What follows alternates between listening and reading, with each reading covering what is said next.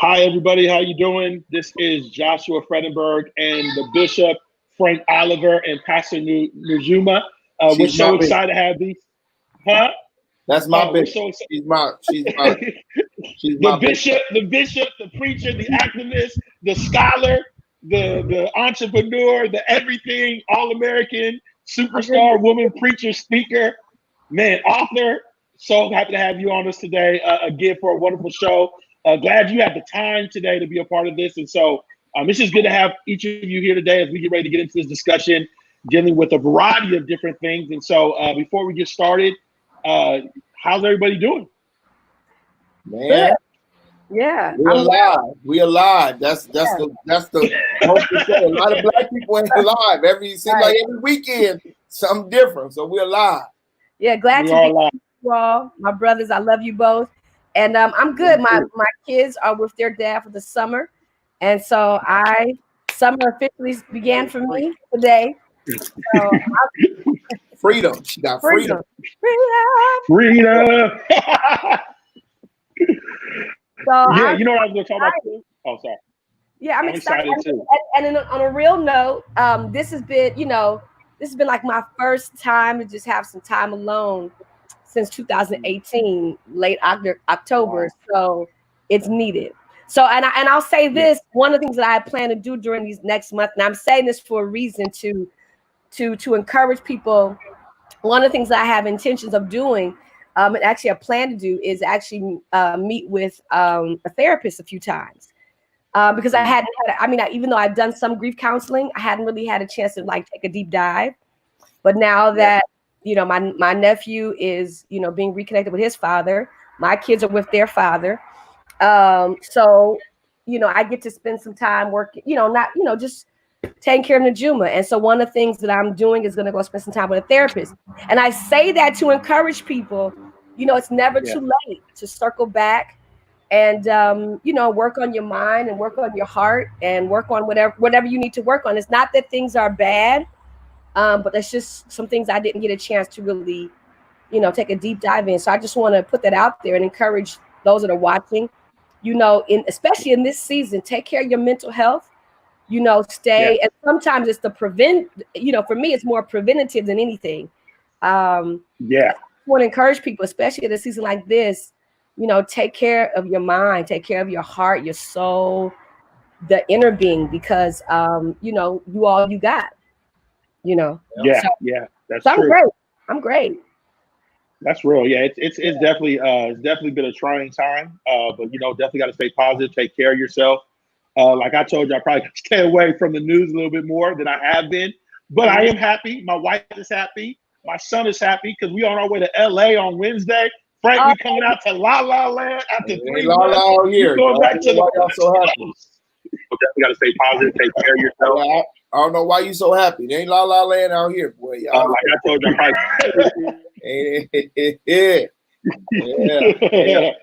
yeah. And on top of I'm with Dr. Najuma. We gotta go. We need to go see the therapist, and the therapist need to go see somebody too, because it's you got to go see somebody, man. It's definitely a lot going on. And on a lighter note, though, will y'all send Joe Biden some money? I mean, I'm tired. He has sent me 5 or 10 emails a day about somebody give him $5 and $10. I mean, he is just him and this $5 and $10 stuff is just rocking me. If I'm trying to tell him, if he just go on and pick this black woman to be his running mate, then he can get $1. But he better leave people alone right now. So, well, okay, I want to get in this right. I know we have some other stuff to talk about. And what's up, Joy? Hello, glad you're watching, Joy.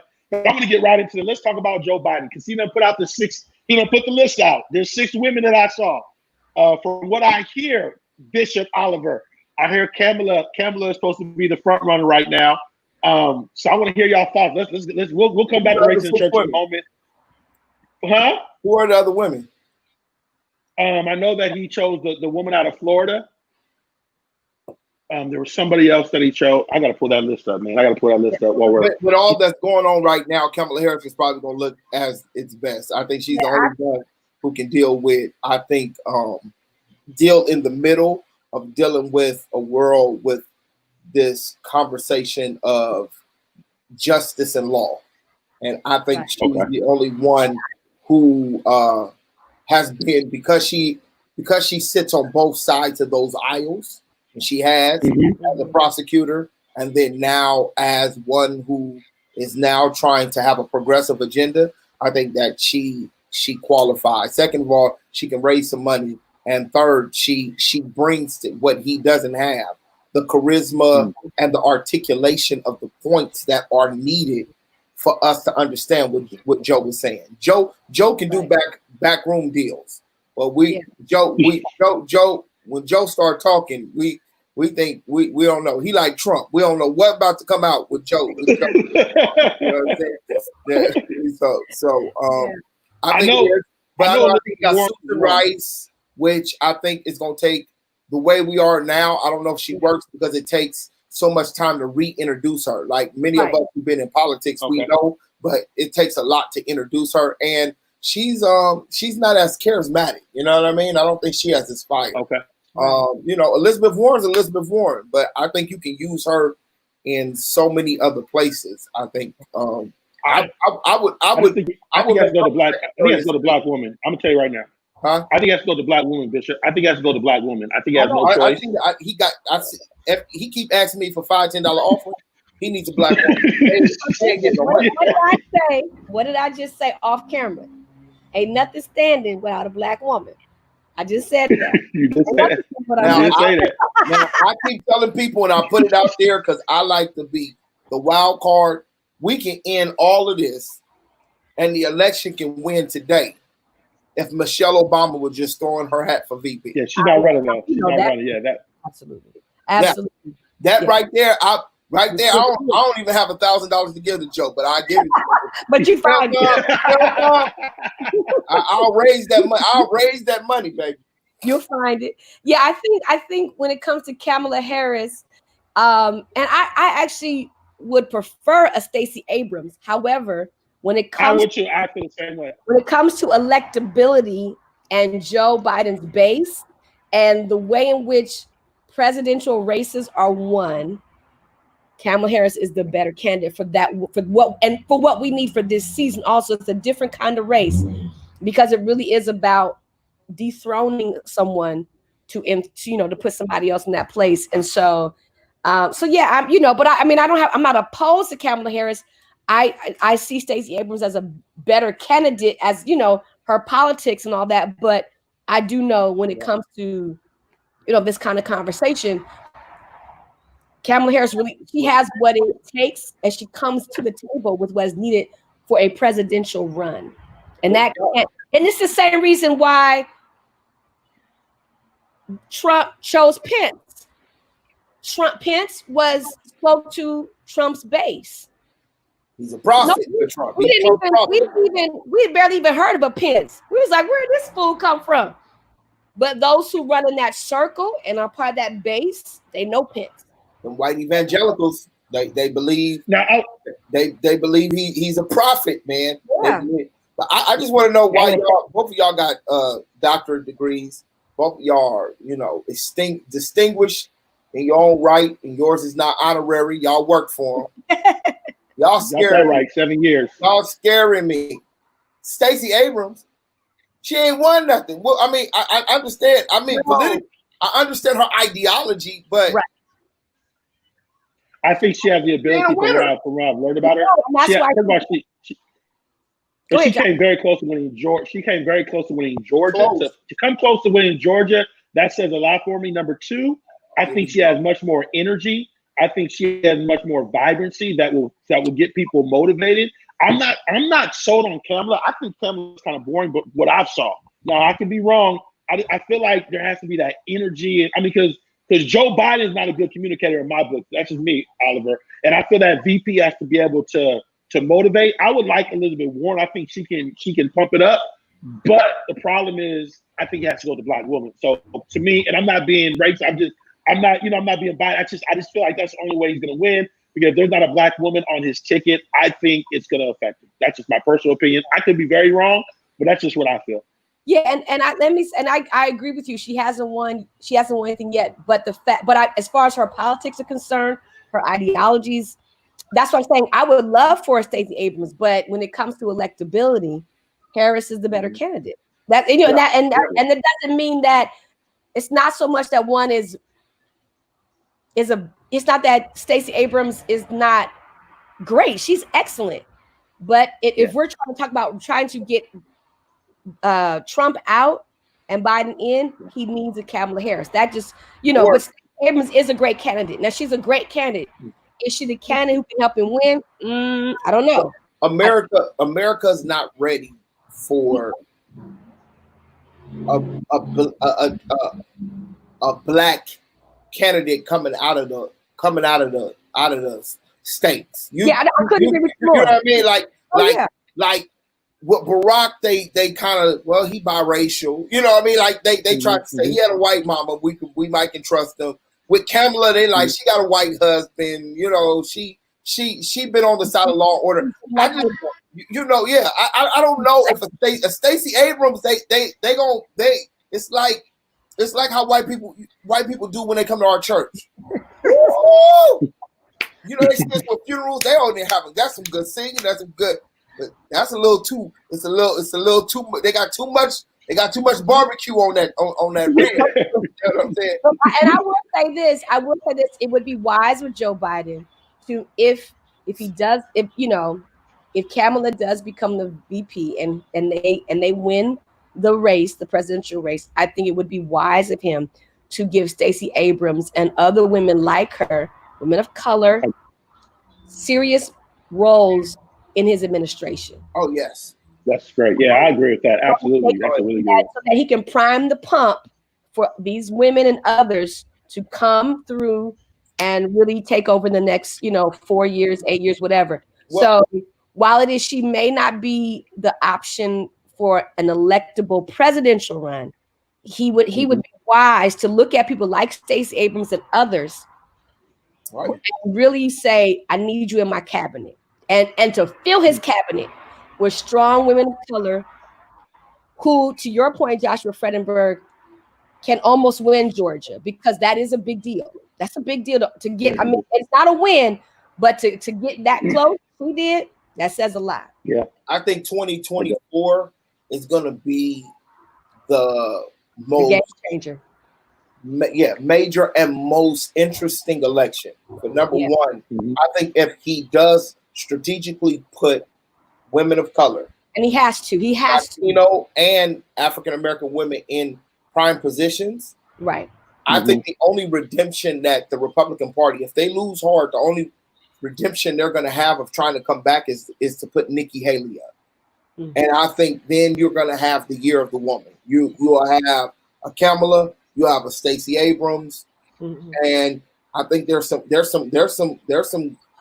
viable Latino women who are coming up. Yeah, and so I think it's about time that we're going to start to see that America has to begin to deal with some of her original sins. Yeah, and that's what I'm saying. May not be the vice president. Yeah, he's got to make room for her and others in his cabinet should they want it. Yeah, but he should definitely look at priming the pump and putting these women in really high places where they can begin. I think Elizabeth Warren should be really getting her. I think she should stop really even worrying about because of her age. I think she should stop really looking at trying to run for president. I think she needs to really be taking over the Democratic Party. I think she really, if you put her at the top of the Democratic National Committee, she has the know-it-all and she has the smarts to craft what our positions are and where we stand, and to be able to bring even those who are more moderate and those who are more liberal into a place of agreement. So, I want to move this. So, going back to racism in the church, I got two preachers, two pastors on the line. I want to ask this question, and I want to go a little direction. So, for those of you who are not familiar, there's this big article that came out that I heard about earlier this week of a very influential pastor based in Alabama, Highlands Church. And when I talk about influential, this guy is influential, not only in his own church, but just as far as influence in a lot of big name leaders out there all across the country, specifically even the evangelical community. And one of the things that I guess came up this week is there's a Trump supporter, and he was talking about how white privilege is a myth, and the pastor liked that particular post. And my question is, obviously there's a lot of uproar about that. Some people say he should step down, and a variety of other things. But I want to ask this question: when a white pastor makes a mistake such as that, if that was a mistake, or if they do have these biases from within, how should we respond, and what should be the outcome to this type of behavior? Because we can propaganda talk about, but how do we deal with this? Like, do you think that we should have to step down? Do you think that that we should eradicate him? How do we deal with these type of situations from your perspective? So let me just for clarity, his comments were, and I'm just gonna make sure I've heard it correctly, that white privilege is a myth. Those were his words. Right, exactly. That was what the article said. Yes. Yeah. I think, and this is a white pastor, correct? Mm-hmm, mm-hmm. Very influential. Launched a lot of churches. So a lot of churches. Yeah. So privilege benefits him every day of his life. Right. Yeah.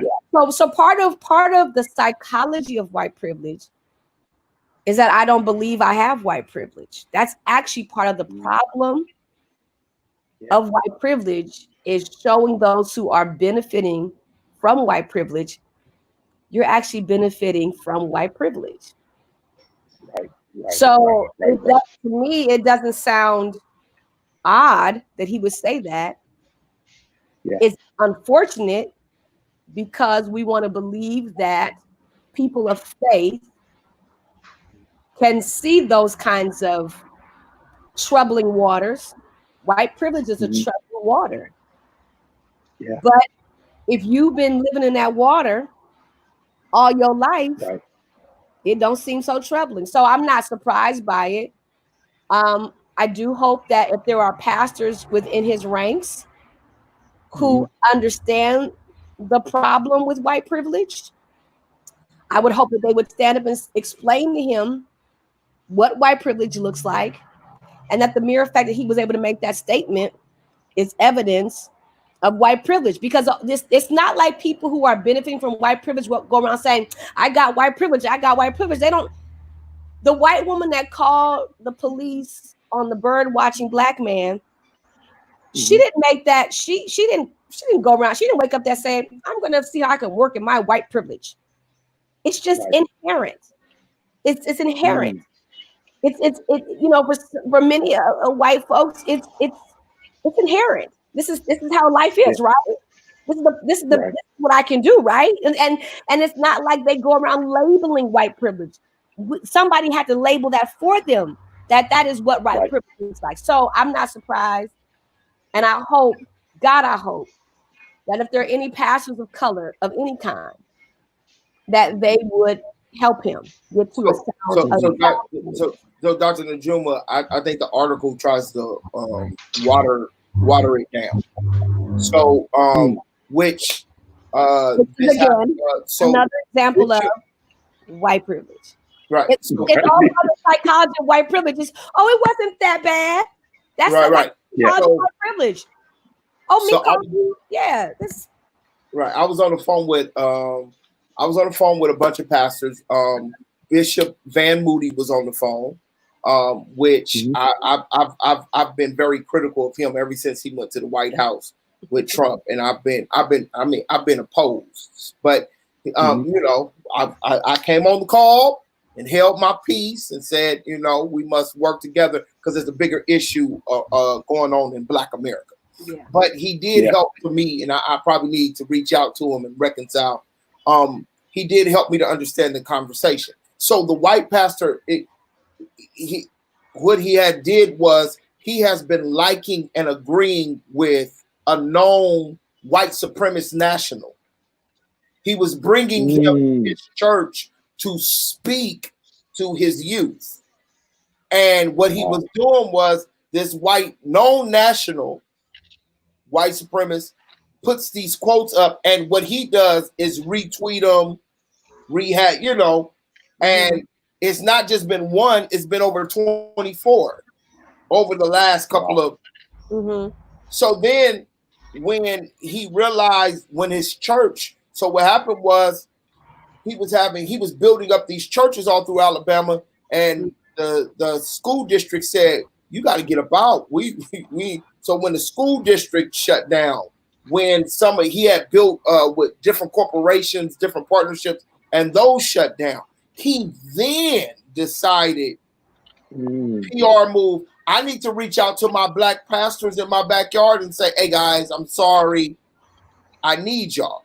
And he says, then Van Moody says, finally, who's a big name of a big black church in his yard, says, well, let's kind of engage what this looks like and what accountability is going to look like. He didn't want to do that. And he was like, I mean, what do you want me to do? You want me to just apologize? I'm sorry. I mean, I said, I'm sorry. What do you want to do? So his apology wasn't sincere. And so then Van Moody said, I just had to say, you know what? I separate from that situation because this is not, I'm sorry, because this is the same thing what happened with the CrossFit guy. He's not sorry what he said. He's sorry that he's now losing, and now money's losing, stakeholders is being lost, and he's lost some contracts. And so that's what's happening with these guys. They're getting scared. The money is scaring them, but they don't feel like they're not having to come to Jesus moment. And so again, he's at the end of the day, it's not about white privilege. It's about he's still about white supremacy. Right. But here's the thing. Well, if he's aligning himself with white supremacy, anything that's problematic, that's troubling. But again, psychology of white privilege is when I'm in trouble, black people ought to help me. And so that too is all part of the psychology of white privilege. Is like, well, why aren't you guys helping me? You should help me. And how on earth you gonna hold me accountable in my troubling time? I'm in trouble right now. Why would you start trying to hold me accountable to something and not get me first out the water? Absolutely. That's part of the white privilege entitlement, right? Is that we've been buddies. You should supposed to help me because I'm entitled. And but no, white privilege is so bad. I don't have to be. I was never your buddy. Right, but because that's exactly my point. You know who I am, and because I was able to, you should help me. It'll be, I would understand if it was a point. We was buddies together. You made a boo boo. Oliver out there, that's my dude. Right, he out there made a mistake. I'm gonna throw him an olive branch. But every time Oliver sees Dr. Najuma, he shoo her off. She just one of them women. What's up, girl? Whatever, and then all of a sudden, I said some stuff out there. The Me Too movement is after me, and I said, Najuma, I need a press conference. You need to be there. And you like, hold on, bro. And then I look at you like, but we black, right? Yeah, exactly. No sensitivity whatsoever, because like you said, and I think what we don't want to say is privilege can make you psychotic. Absolutely. That's great. Yeah. And it's male privilege or white privilege, it can make you psychotic. Why are Najuma, the song, this is how psychotic it is when it comes to male privilege. It's hard out there for a pimp. Yeah, absolutely. It's hard for the pimp. Yeah. He ain't did no work, but the pimp is hard. The pimp is crying. Yeah.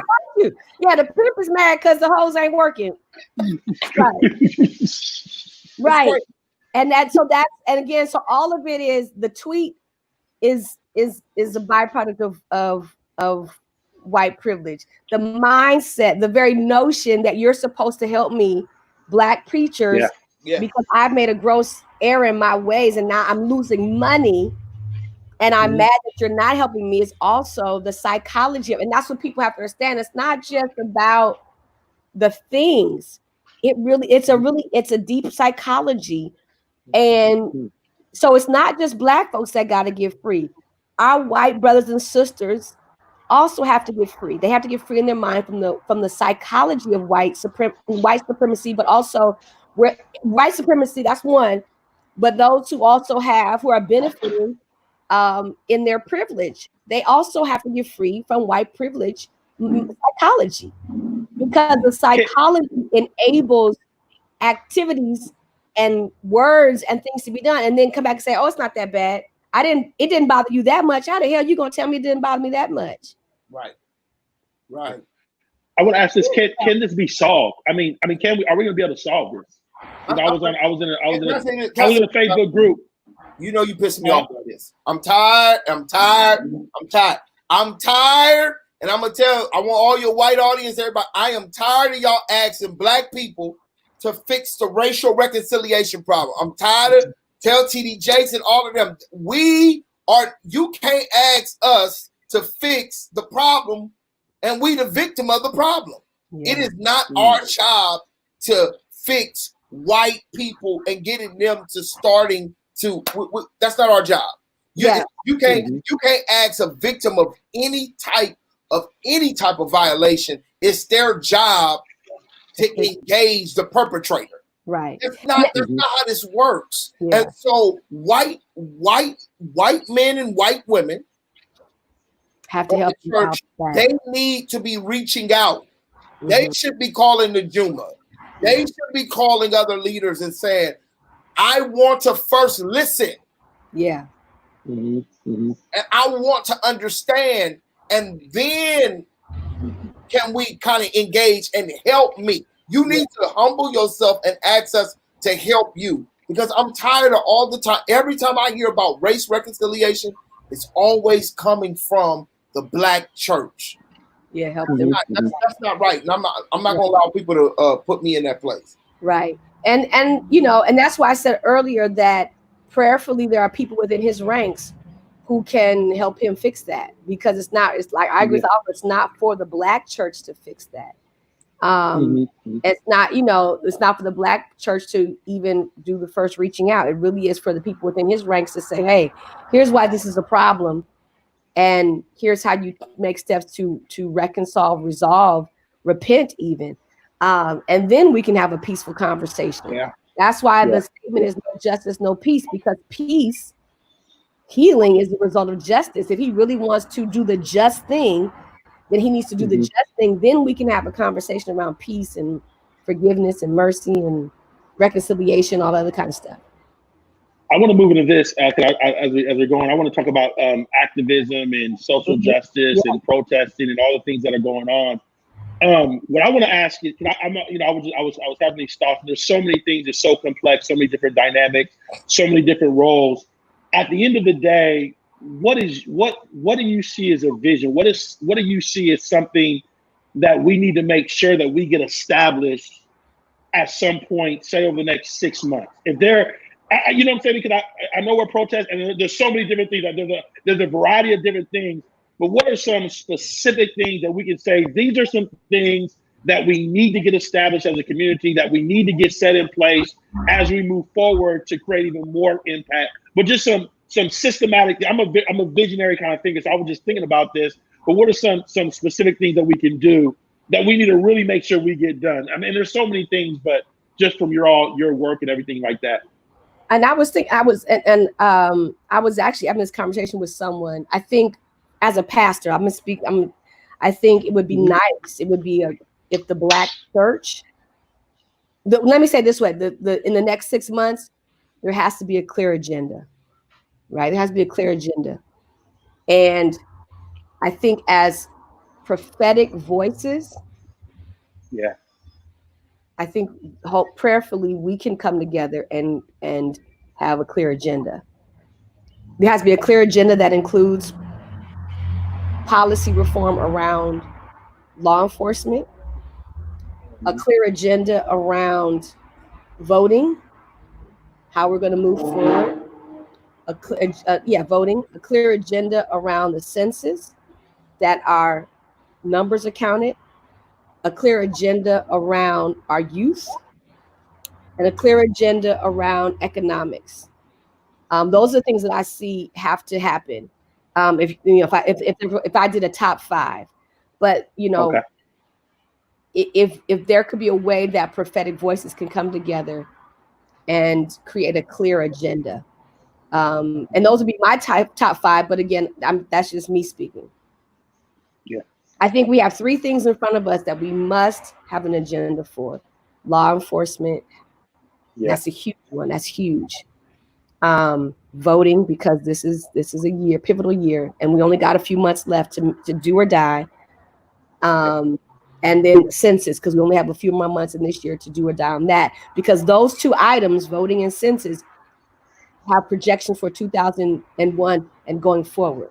So if we don't come out of this season, if we don't have an agenda and then follow through on that, the future is going to be troubled. What's so scary is the latter 2. Majority of faith leaders don't understand. Yeah. Majority of African American faith, like majority of people don't understand. We understand police reform. I don't know. I think we understand enough of police reform that we can get a consensus of faith leaders.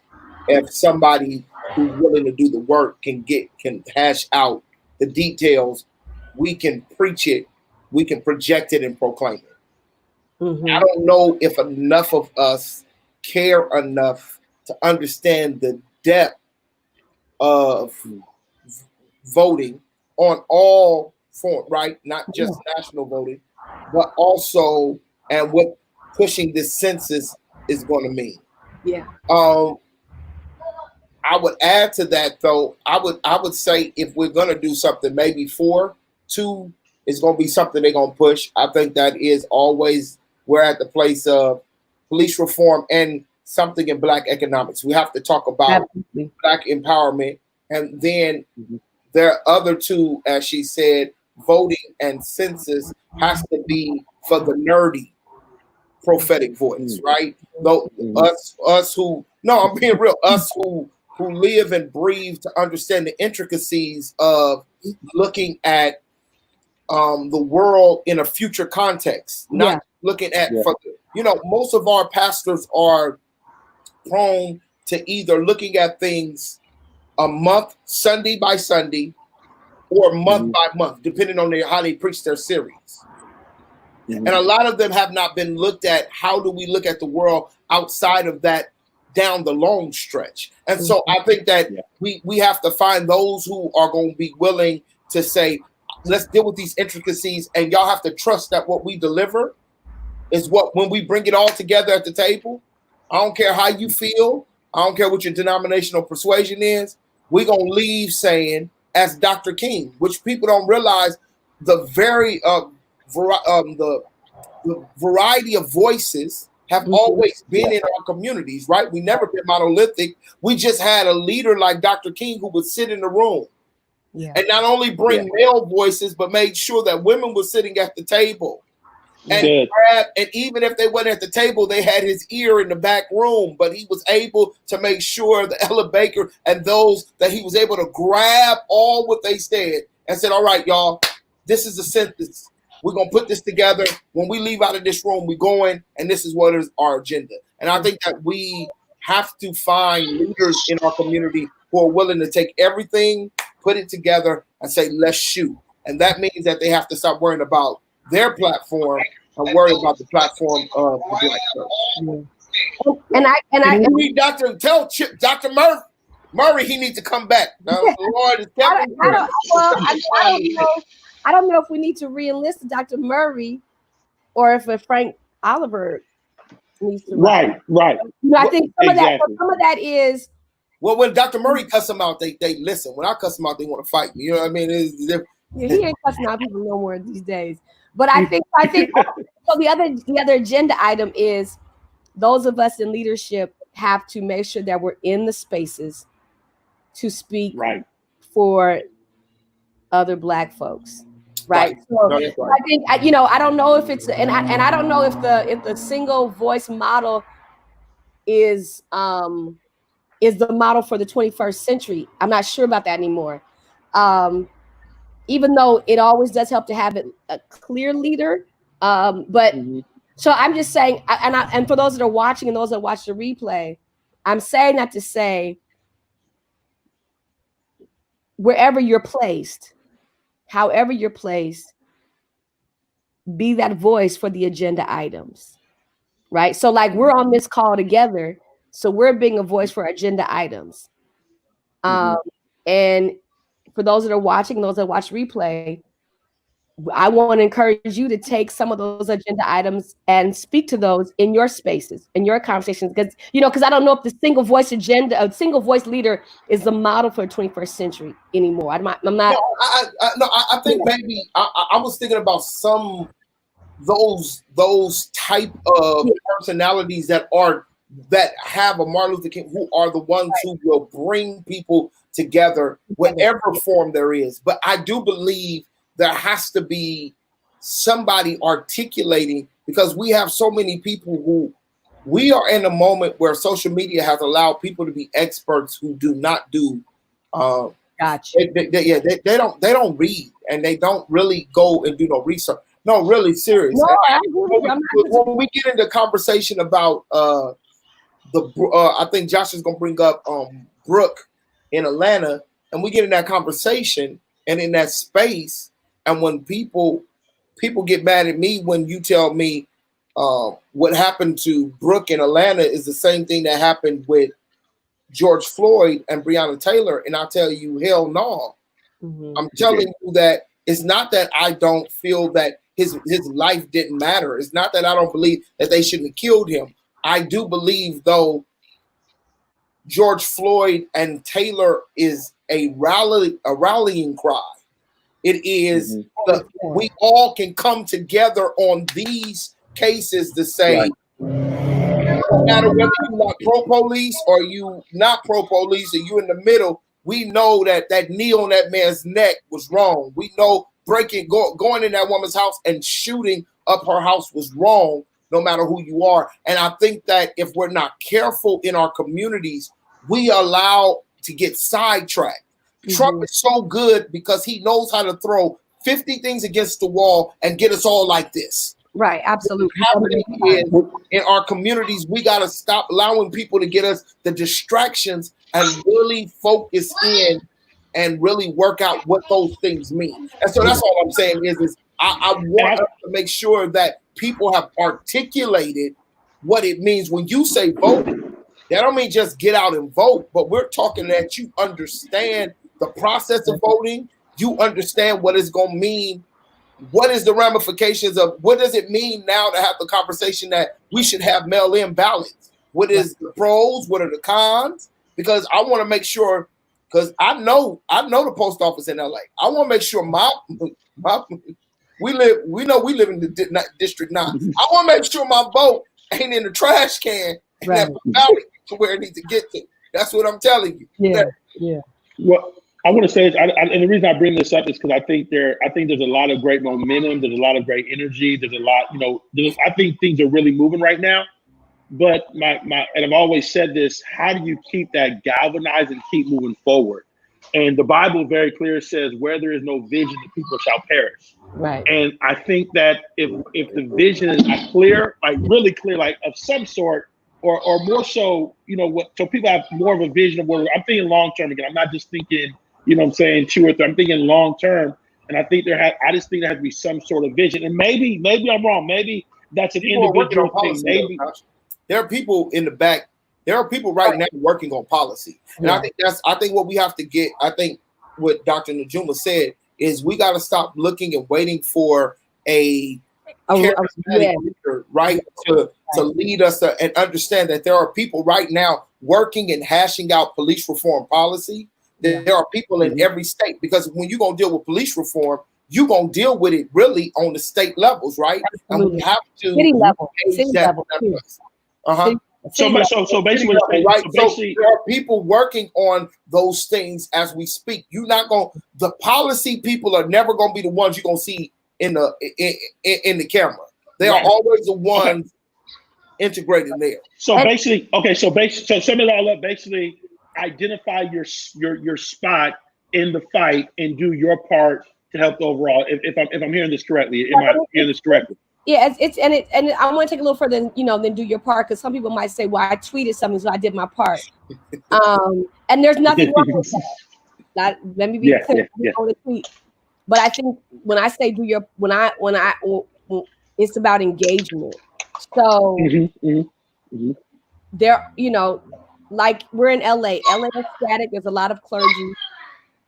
And I can't wait for someone to say, Nejuma, I'm gonna make room for you. When I know that there's an issue of police reform that has to happen, I'm going to insert myself in those spaces. And that's really what I'm saying, and hoping that people are hearing is beyond to do your part. Really insert yourself in those agenda items, and maybe not all of them. Maybe it's police reform, maybe it's around economics, maybe it's around, you know, voting or census, but like insert yourself, embed yourself in the conversation and in the process, because those things need to happen. And your question was about the next 6 months, voting, elections, and whether it's education or registration, it don't matter. Insert yourself, embed yourself in the process. If it's police reform, you know, police reform on a city level, insert yourself in the process. Economics, insert yourself. So whatever your agenda item you are called to work on or feel led to work on, embed yourself in the process. And then and I think there's enough happening that the leading agenda items are starting to surface to the top. They have a group. Their headquarters is in Georgia, Atlanta, I believe. But they have been reaching out, and I'm trying to start a chapter. They call it the AD campaign, campaign, and we're trying to start a chapter in LA. And really, what they're about is social justice agenda, totally towards the politics, right? So it's the church engaging an agenda and taking the agenda of social justice straight to our politicians. How are we engaging them as the our white evangelical church has been doing? They have groups that have been engaging, that has got them to the place we are. What are we doing to say that the church must have this social justice ethic that goes beyond denomination? And I think that I still believe that institutions and organizations can work. And I think that we have to get that back going again, that institution, or you being your own man or woman on your island is lonely. And that we have to come collectively together, work at the table, and work these things out. And I think that if anything, this is a good test run for millennials. Yeah. Because they have to understand how activism works now. Activism doesn't work because you scream or you text or you tweet. Thank you for your awareness. Awareness is the first stage. Now we have to move into, as I think Dr. Nejuma said, and it's a foreign word in this time, engagement. How do we engage? The old preacher said, I got to go down there and dance with these Negroes now. How do I go down there and we have this dance until we realize where we're going to get to, how we're going to flow? And we have to deal with that word engagement. And that's going to take some time. And that's going to take some energy. And that's going to take us, it's going to take us to get in the spirit, right? And begin to engage that way. And so I think those are some of the things. I think what's good I'm looking at, you have you're watching an awakening happen. Movements don't happen overnight. You're watching awakening happen. I'm telling you, like preachers like Bishop Omer and them who come out of these circles who are now writing books about the Holy Spirit, social justice, and beginning to engage their white counterparts and saying, wait, hold on. Y'all can't tell me you want me to preach at your church, brother Kenneth, but then you don't really engage about our people. You see what I'm saying? And so I think there's an awakening happening, and I think we got to kind of begin to allow the awakening. I think many of us are scared that this is going to die out. It's not going to die out because the police culture is not going to change. It's not going to die out because white supremacy is not dying out. It's ramping up, matter of fact. It's not going. And so every time you think that, I was out yesterday, Dr. Nejuma, and the marches, there was, I was out in the valley And where there was hundreds of people, now there's only tens of people. Right. Until you have something happen with Brooks, now that's going to bring people back out again, because what is happening is the devil doesn't stop, and there's always something that we're going to have to fight and protest for. So I think the lighter fluid is still there. So Josh, you ain't got to worry. We're going to be good. No, I think it's look. I'm just trying. I'm hoping if they're watching, because I want to. For me, I like to put context behind everything. I don't want to get caught up in the fluff. I want to get to the reality. Like, I want change to happen. And it's kind of like, so for about 3 years ago, I was doing a lot of programs on college campuses around activism. And it's just becoming more clear. Like, as I was doing them, as we're in this situation again, it's becoming more clear to me. And I think it goes back, like one of the things you talked about, Frank, that I heard your message today when you were preaching, and you said sometimes you got to be in position before you get revelation. And I thought that was so powerful, right? Because sometimes you just got to get in that circle or get in that place, and then God starts to show you what you're supposed to do. So I bring that back to you, Pastor Jim, saying that identify your place, identify that area that you want to impact, and then take that with you and get a seat at the table. So that's what I was just trying to clarify for those, because I don't want this just to be I don't want this to be an event, and then all of a sudden there's going to be something else that's going to come up big, and it's going to move on. I want this to be like, we're in this for the long term. This is a process. I think there's a lot of change that could be made, and I think there's a lot of opportunity right now to really bust through some stuff that's been really held on to for a long time. I mean, for the first time, I'm seeing more and more people that I guess I don't know, sir. More people becoming awakened and more aware of what is going on and speaking out about it. That's the word I'll use. Yeah, and so I think I have a lot of hope in everything. Yeah, and let me say this: even though the protest appears to have died down, it's not as many people, not as much going on. I wholeheartedly believe in protest, and what I think protest does is it gives us that boost, that burst, punch forward, and then it's kind of like the first man in the first leg of the race. Like the protests help push like the immediacy of it all, and then it's up to all of us now to continue to carry the baton forward. And so I'm not concerned so much about like, is it going to, it seems to died off. I think what we get confused with is the optics. Well, it's not many people protesting. Yeah, but that don't mean people are not working. Right. And so, right. And so, even though there are not as many people out protesting, doesn't mean people stop working. And what we get confused with is we don't see people out in the streets 24/7. So we get lulled back and thinking, oh, nothing's happening, all is well. No, that's not what that means. Right. It means now we've taken the baton and passed to the next leg. And now that next leg is running with the momentum in this race. So I think that, so don't to those that are watching, don't get discouraged because you don't see the numbers of people protesting. Now other work has to happen. And that's what I'm talking about, that engagement, that embedding yourself in the process of change. Now we have to embed ourselves in the process at those tables and those conversations and those meetings, crafting legislation, being a part of, pushing the envelope forward, and and not being discouraged because I don't see 15,000 people protesting every day. Yeah. Well, we got to get out of it. I think we got to get out of the celebrity. I think we're always looking for that celebrity audience kind of thrill. Yeah.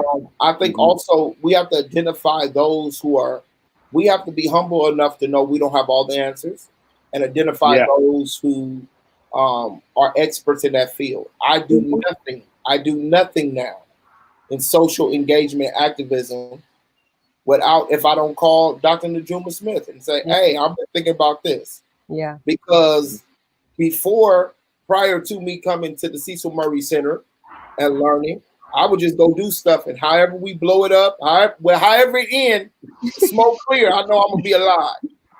That's not a wise, it's not wise, especially I'm older now. It's not wise. And so now the question is how do I make impact? How do I use my influence to really be transformative, right? And so now I want somebody to begin to engage them, to help me to look at the intricacies and the details that are going to help me to turn that thing to get a great impact. And so you got to know people and identify those people, and we ought to talk to those people to engage whatever our tribes are, whatever your clan, your tribe, your place of influence. You should still be able to reach out to somebody and say, "Hey, I'm thinking about this idea. Are you okay? Can you kind of just engage my mind to make sure I thoroughly walk this thing through?" A very wise man would make sure he asks his woman before he step out, "How do I look?" Because you might be thinking you not come serious. You might be thinking you looking well. And sometimes when it's us, we don't see the intro. Come on, we don't see. Yeah. I remember one time the Juma I was gonna be, I was gonna be in the skinny boy jean movement. I was gonna be knowing my body don't fit, but all the preachers was wearing the slim. I wasn't gonna wear no long suit. Slim fits. I was leaving the Steve Harvey look, and I was transforming over. I wanted to be a Calvin Klein model for the gospel. I go get on these pants. I'll never forget. I had these maroon pants. Girl, I go put these maroon pants on, and I'm going to preach at this church. I'm at a high level. My mama called me afterwards. I should have talked to her before. Mama called me afterwards and said, "Are you a porn star or something?" Why can people just see your stuff? It's just bullshit. What kind of church are you trying to run? My mama went in on me. I'm embarrassed, right? I am like, mama for real was like that. And my mama don't throw. And Josh, no, my mama don't throw. No, she ain't sensitive at all. It was like that. Not just disgusting. Just disgusting. You just went off. You need somebody who, even when you have a good idea, need to tell you, "Hey, you need to fix this, because that good idea is gonna make you." And to this day, I get nervous on wearing any pants that look even maroon.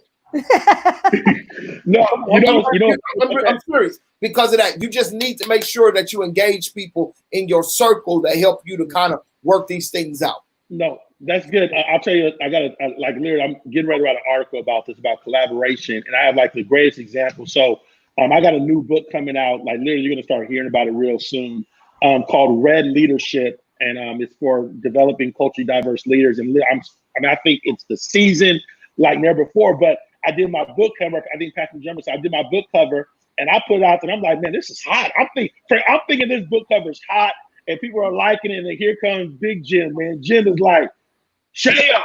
And he starts telling me the ramifications and the underlining tones, and I'm just like, "What? You see all that?" And so I'm tripping. I'm like, "Nah, you trip." And it keeps coming. People keep coming. And so I sent it to Lonnie and sent it to other people. I'm like, "What do you think?" Man, I done revamped my whole book. And you didn't send it to me. You knew I was gonna tear that thing up.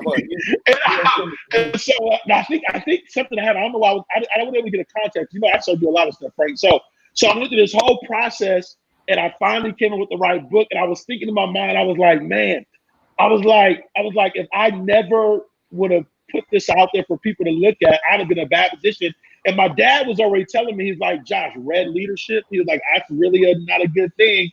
And the only reason I'm going with red because the Holy Spirit dropped in my spirit. So that's really irrelevant.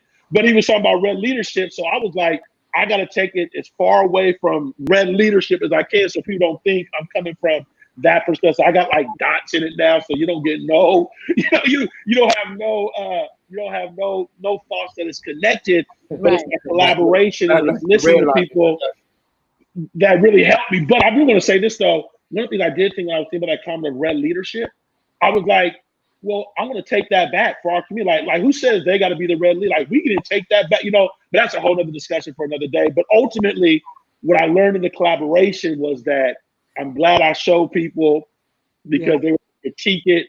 They were able to identify subliminal messages I didn't even see. I was like, right. I had some guys, Frank, like up there, they had like suits on and down low. They were like, "Are you trying to say something?" I'm like, dude, I would have never saw. I wouldn't even think of like that. Right, so it's much better now. I'm like, I told my wife my website. I may send it to you, Frank. Now I'm thinking about that. I feel good about it, but just in case now we're talking about it. But ultimately, the whole notion is collaboration and talking to people and getting insight saved my life, basically. Because I wouldn't have been a horrific. And God has given us a gift in this season, and we have to we have to seize the momentum and push it forward. We have to collaborate with the right people. We have to embed ourselves in the right conversations and in the right action items. And that's how we'll see the change. We've been given a gift with this momentum. This was a gift. Yeah. And if we don't see that gift, then we'll take advantage of it and be like, oh, it was just an opportunity or a moment. Come on. Gift. You know what I tell my people? I tell them to get I don't want to say it like that. I tell them to take advantage. That's the word I'm going to use. I'm going to use that. I said, take advantage. I said, if you are fighting for Black people, take the advantage. The resources are opening up right now. Go out there and get the resources to do the work. Those doors, after the period of prophecy, those doors that were closed, this is the time to go, because people are trying to give back. I'm sorry, I didn't mean to cut you off. But no, it's okay. No, it's okay. No, we're saying the same thing. We're in total agreement that this is a momentous time, and we've got to ride it and stay on it and create more waves and ripples with the work whatever work God's called you to do. So I just want to encourage those that are watching and those that watch the replay. We've been given a gift in this momentum, but it's going to be on us to keep it going forward. And I hope people do. I hope they embed themselves in the process of justice and in civic engagement. And don't let your foot up off the gas until we see change. Yeah, that's great. I want to move on to Atlanta. Oliver, you got something to say. Atlanta, what do you think about Atlanta? The whole situation with Atlanta, there's a lot of controversy. People comparing it to George Floyd. If you want to take it, I have my perspective, Frank, but I'll let you, because y'all was going in on it on Facebook. Yeah, I agree with you. I totally agree with you, by the way. I had to check the sister, and it's so sad because she's a lawyer, but I had to check her. I don't know. I know she emotional. I was trying to let her go, trying to give her grace, because I know you're emotional, but then, don't demonize me, act like I ain't been in the struggle. I have to remind her, baby, I ain't new to this. I'm true to it. I've been doing this for a long time. I was talking about burning it down when and the FBI, they had the FBI at Long Beach State trying to figure out what I was talking about doing, right? So first of all, number one, I believe that, and this may sound crazy, I believe when that scripture said God knows how to turn some things out for your good. I believe God took a moment, maybe 2-3 weeks, and he took the moment of Aubrey, Taylor, and Floyd and wove those moments together to awaken a whole generation of people. I'm not saying God sanctioned it. I'm not saying it was God. It was in God. God willed for them to be. I'm saying God took these 3 instances and said, I am now going to build a movement for the world. These 3. That Aubrey, to watch a man, and started off with jogging, and people saying, Lord have mercy, you can't go jog and go look at a house. How many times have I looked at a house that is somebody's redoing their house, and I went over there to be nosy? I do it all the time. I do too. Yeah. They doing. I'm trying to figure out what I need to be doing sometimes. And people gotta remember, I grew up in a time where when we didn't have a lot of money, that we would go to house tracks for field trips. We couldn't go to Disneyland every weekend. So you would go on these trips and go to houses and see. So my family could always keep us sparking and thinking for bigger and greater and more. So I understood why he would go look, right? Then you have Taylor who they didn't even shoot the man that shot at them. You know what I mean? They in there shooting all kind of crazy ways and killed the sister. Killed the sister.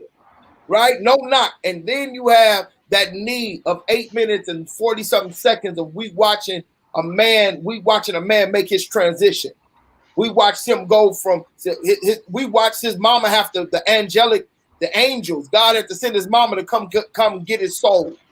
We watched all of that happen and watch the eyes of what it looks like demonic, of the demonic spirit of white supremacy in the eyes of the man. So if you watch George and you watch that police officer, you understand the whole spiritual warfare that's been happening, right? Yeah. Those moments, I'm not gonna knock. Those are unique moments, and I want to deal with them. They are the moments of how I look at the Holocaust of enslavement, right? This moment here is bad. I think all life matters. I don't think the man deserved to die. Yeah. But we got to look at some facts. Number one fact is, in this moment, the man, like I was telling people, the man drove to the drive-thru and fell asleep at the drive-thru. Now, how he got there? You can't act like he didn't get. He got to the drive-thru and he was asleep. Not only was he asleep, either he's a narcoleptic or he drunk. He was drunk. He banged on the man's door. The door, dude ain't woke. He ain't heard nothing. Police officer. Now, the first police officer, this could have ended if he would have just left. Because he says on his body cam, do I feel like really dealing with this? Sometimes you got to listen to the Holy Spirit. I'm trying to tell you something. Shit just left alone. You told the man to go drive over there. Just go to sleep and get back. But he said the next second cop came. You wrestled with the cops. You resisted arrest. You wrestled with the cops. You resisted arrest. You punched the cop. You stole his taser. And then you running. And this is where we have a problem with. Because how did you shoot him in the back? And I tell people, it's not justifiable. There's no police officer who's going to say it's justifiable. The question they're asking is the legal term. Is it appropriate deadly force? Those are two different words. And the way they're going to say it's appropriate is when he was tasing him as he was running, the guy, as he's running, looks back, reaches up, and shoots the taser back at the cop. And that's where you're going to deal with the notion was that appropriate. And that's why the mayor said, this is not justifiable. We can't justify that this was okay.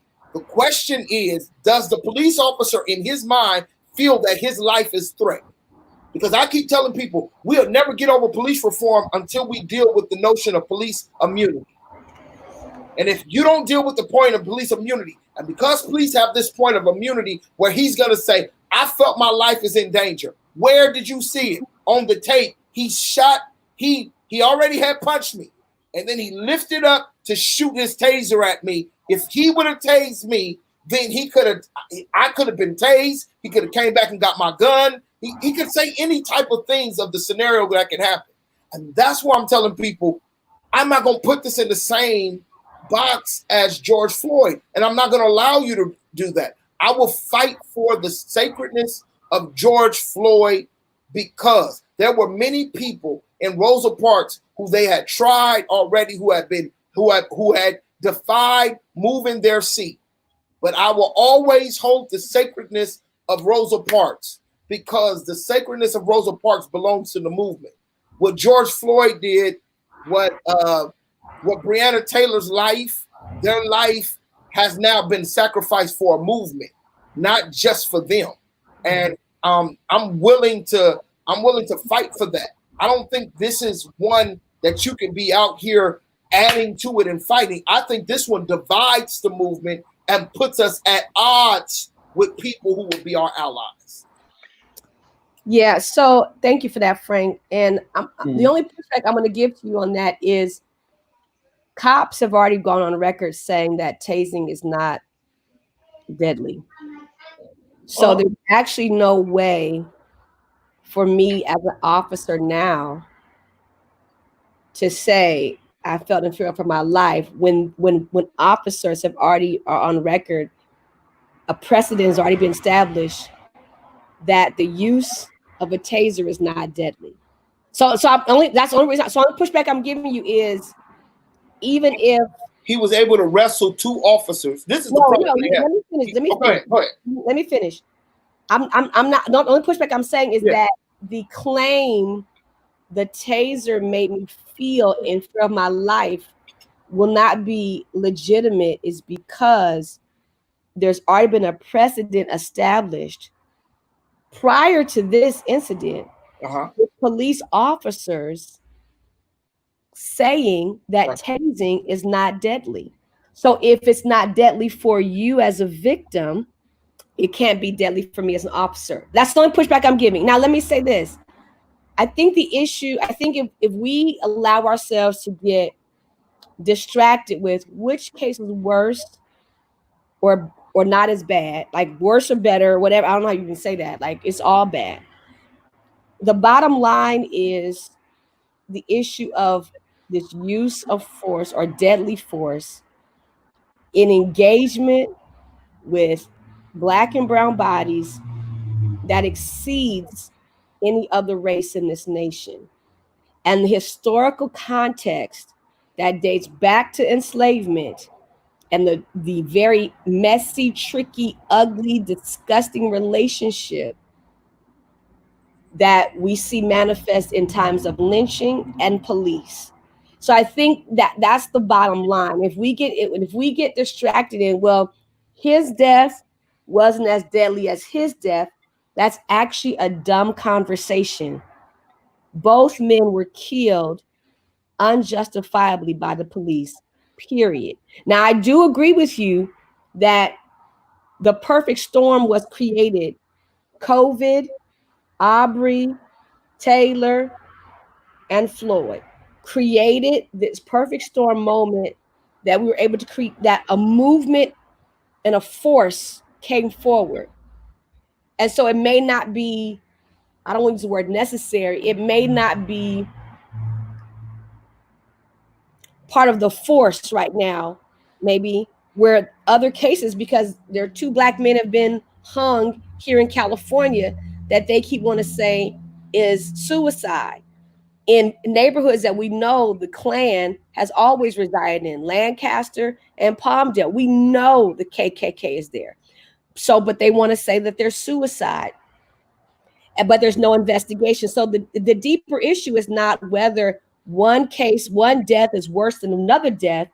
It all comes down to this use of lethal force, and the use of lethal force in excess when it comes to Black and brown bodies. That's the problem. That's the problem.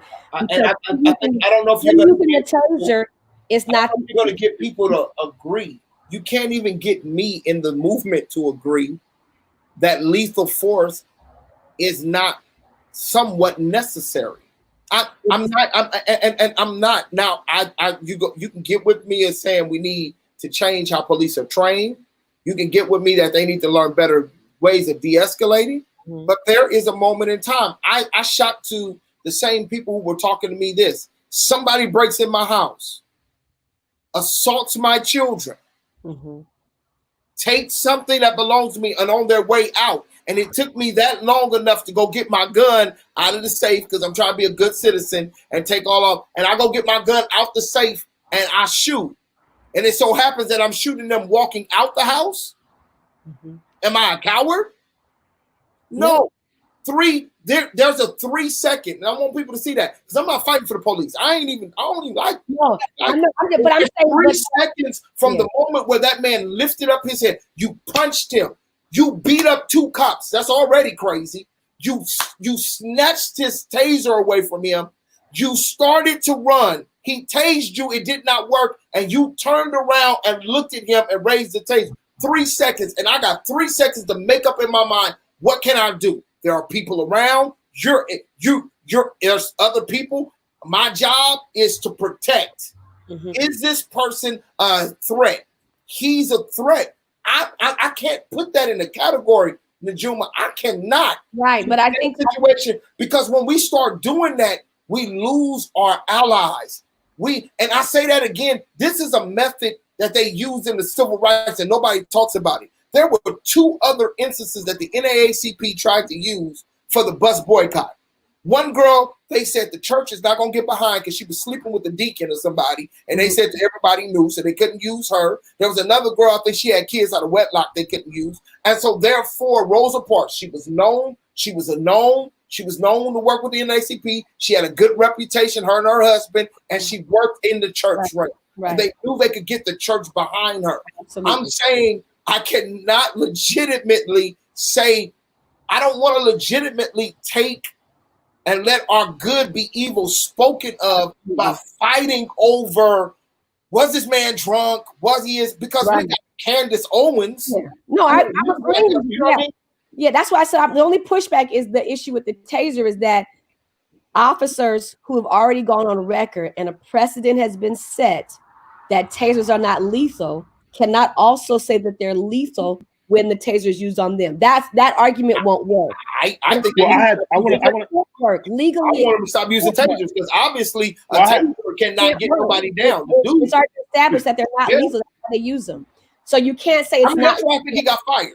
I think he got fired because I think he made a lot of bad decisions. I think to take 20 minutes to find out if a man is drunk or not is behooves me. The man told you he could lock his car and walk home. You should have let him walk home. Or more importantly, as a police officer, you should have just put him in your police car if you really want to be a community leader and drive him home. That's what you could have done. Right. But here's my point. We're discussing the semantics of the case. But at the end of the day, Oliver, the push for police reform and the push for law enforcement engagement on this level to change it, this use of legal report is not so much, well, how did they kill this person? How did they kill that person? The issue is excessive that word, yes. Now we can talk force against Black and brown bodies, because Oliver and anybody else watching, that same scenario would have played out very differently had the gentleman at Wendy's been a 21-year-old or a 30 or a 60-year-old white man. And that is the point. It's not so much who died worse, because at the end of the day, both men dying, all individuals dying at the hand of police is all worse. So it's not so much about who died worse.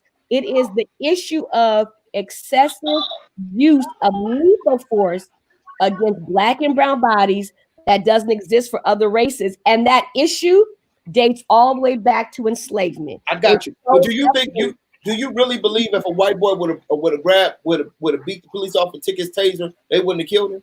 Absolutely, I do. When we've seen it, LAPD, I believe they shoot everybody. So LAPD is but I'm just saying we've seen footage and video of white men and women getting a lot of leeway in their aggressive behavior with officers. And the issue of police brutality, again, is the excessive use of lethal force against Black and brown bodies that exceeds any other race in this country. Well, I mean, also, I know you got this, Josh, but I just want to say this part. I think many times white cops, I think when they see Black men, they're scared. And that's called the criminalization of Black bodies. I believe that. I believe it. I believe they're scared. I believe when they see other certain white guys, they're just not scared. I'm going to beat him. I'm going to whoop him. I don't think they feel threatened by other races. I think when it comes to Blacks, especially because they recruit many of these guys out of these hick towns who've been watching it. No, I'm serious. They are scared to death. LAPD get people from Idaho, from Minnesota. You ain't never seen, they don't kick it with Black. So they have these stereotypes. They have these thoughts in their mind. And I believe they are scared. And I've seen it because I've already seen they come to the window already. And if we can be truthful, we sometimes are scared of ourselves. Right. And that's called the criminalization of Black bodies. And that's the issue, is that you cannot make me a criminal legally. You cannot make me a criminal just because I'm a Black woman and you have that. And so that's what happened. That's why the reform push is so heavy with police, is because police historically have criminalized Black bodies just because they're Black. And that is the issue. It's not so much, was he running away or was he turning towards me? It's from the moment I engage you, in my mind, you're a criminal worthy of death. And so anything. Well, it was good to him. I mean, I don't know. He escalated. I'm just saying that's what we have to focus on is the issue. But I think the point criminalization of black bodies. I got you. I'm with you. That black men and black women are getting killed by the police that we pay for. I got you. I'm with all of that. I got that. I get that, but I think the point we're missing. And the criminalization. Let me put this. And the criminalization is the historical piece, and it dates back to how police were used to capture runaway slaves. How police were used, sheriffs were used at lynchings to moderate the crowd, right? There's a history of police criminalizing black bodies, period. And that I get that. We have to attack. I think you're not going to get up to argue about that. I'm with you. No, I know I get that, but I want to say this, and I think I haven't heard it talked about. I think in the climate that we're in, I think that, and again, he was toxicated, but it's also the way in which you react to the police officer. Like for him to sit up there and try to fight and run, to me, that's suicide. I mean, it's gonna be real. Like as a black man, if I'm getting for black people, Frank, it is. I was I can say I was raised in Santa Monica, and I've seen plenty of white people, men and women, cuss police out. I've seen white women slap police. I've seen white boys do all kind of crazy. We've seen videos of white men jumping into police cars and they don't ever get shot at. And that's what we have to address. I'm not saying that he shouldn't have fought. I'm not saying that that what he did was right. What I am saying is there is an implicit bias that with how black and brown bodies are managed and handled versus other races, and specifically our white brothers and sisters, that they can do a lot of things that are disrespectful, rude, and even violent and never get shot. And you know why they never get shot? You know why? Because they don't even believe that you're going to shoot me because I slapped you. But the reason you and I are afraid of that is because we believe and we know for a fact if I walked into a police right now and shot the shit and slapped the shit out of him, you're gonna be like, Najima gonna get shot. She just slapped the shit out of the police officer. Right. A white woman can do the same thing, and she doesn't have the fear. She might get arrested, but she ain't gonna get shot. And her neighbors don't believe she'll get shot. No, Padre, I agree with everything you're saying, but the reality is, as a black man, you do something crazy, they're gonna shoot you. Man, based on the situation I'm in, when I get pulled over by a police officer, I'm gonna sit back and chill. Like we have to educate. Like we gotta let people know. You get pulled over, don't get an attitude. Like I never forget, Frank. We had this conversation, Frank. I never forget. I drive all across the country as a speaker, and I was sharing this story. I drive all across the country as a speaker. And I would be in certain places in Texas and I get pulled over and the cops like, you have a dead body in the back of your train. I'm like, what? So I'm getting an argument and I never get, Oliver was like, Josh, what the heck is wrong with you? You in these crazy places talking to cops. That cop will kill you. And it kind of educates like, you are so right. So I'm saying that I just sit back because you don't know what can transpire. So that's the oppression, though. That's part of the oppression, right? The oppression is I have to train myself, my kids, and everybody relate to me how to behave so I don't get killed. Hey, that's the problem. But it is. But there's a problem. And I'm not saying we shouldn't. Right, I'm just saying there's a problem. I saw my son. There's a problem. I think white people got a problem. I think you should not slap a police officer. I think that's freaking stupid. I think that whether they can get away with it or not, I think that you resisting a police officer. And let's say we change and reform all police reform. Let's say they say black people come together and just redo the whole police department, and black people do the whole police department. There's nowhere in the world that you're not. The only way you're going to be able to have some type of order in society is unless those who are in power have some type of influence. The police officer has to be respected. And that's what I'm saying. The point of it is when you decide you're going to take my taser and punch me in the face, and I have not violated you. We're not justifying. He violated. All I'm saying is, I'm going to say that all the police officer did was say, "I'm going to put you under arrest because I have perceived you were drunk and you should have not been driving." Now, the way our system works. To say that he should not have been, Miss Oliver, but to say that this man should not have been shot does not mean we're saying he should have behaved that way. I'm not saying that, and no one would agree that it's a good idea to be volatile in any kind of way with an officer. Let's be very clear. Let's be very clear. There have been times where black and brown men and women have been very compliant and still got shot and killed. Why? The issue is still not how they behave. The issue is the criminalization of black bodies that leads them getting killed. But what I'm saying is, you have two things. You have two things that are working. You have two things: the criminalization. And I'm not saying that you should have done it. I'm agreeing with you with the say. I'm agreeing that this is not considered, to me, the excessiveness of the use of deadly force. Right. I'm saying that's why I feel this one is problematic, because you punched them, you beat up two cops and took one of their guns. We call that in the street, they got punked. And I know as a male, see, we're dealing with male energy. His feeling was hurt. This black boy and beat up two cops. Come on, man. Let me say this. We don't have the fear. Let me say what we need. I'm gonna tell you what we need. And I don't want to have the fear. We need to recruit them old time police officers who went to war and all of them. The ones who would take their belt off and say, "All right, you want to get with it," and go around the corner and say, "Let's get these hands up." Because see, what I feel is, it's something I feel I do. And I'm going to say this,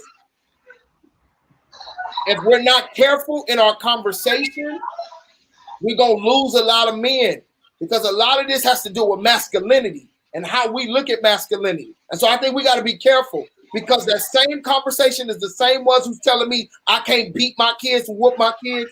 And I'm telling you, my kid raised up on me. I'm like, I felt like that police officer made me go back to the time I had to just beat up my son the other day. When you raise up on me, when I have tried to follow every procedure in law, and you raise up on me, and I have to put that hold and that snatch and that grab on you, boy. Well, let me say this. I want to say this. Police get assaulted all the time by non-blacks, and it never ends in deadly force. And the issue again is not.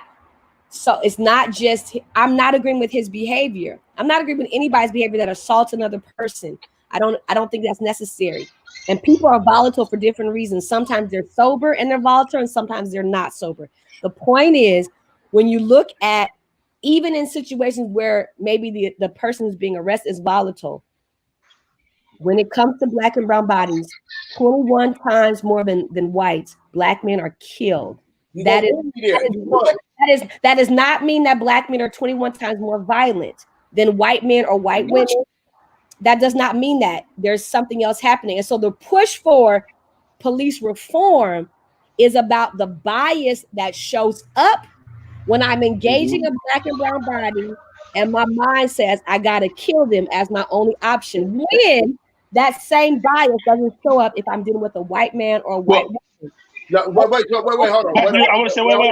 I want to say this about. No, wait. Let me say. I want to say real quick about the bias. Well, first of all, I want to say this, and I'm gonna go there with the police officer.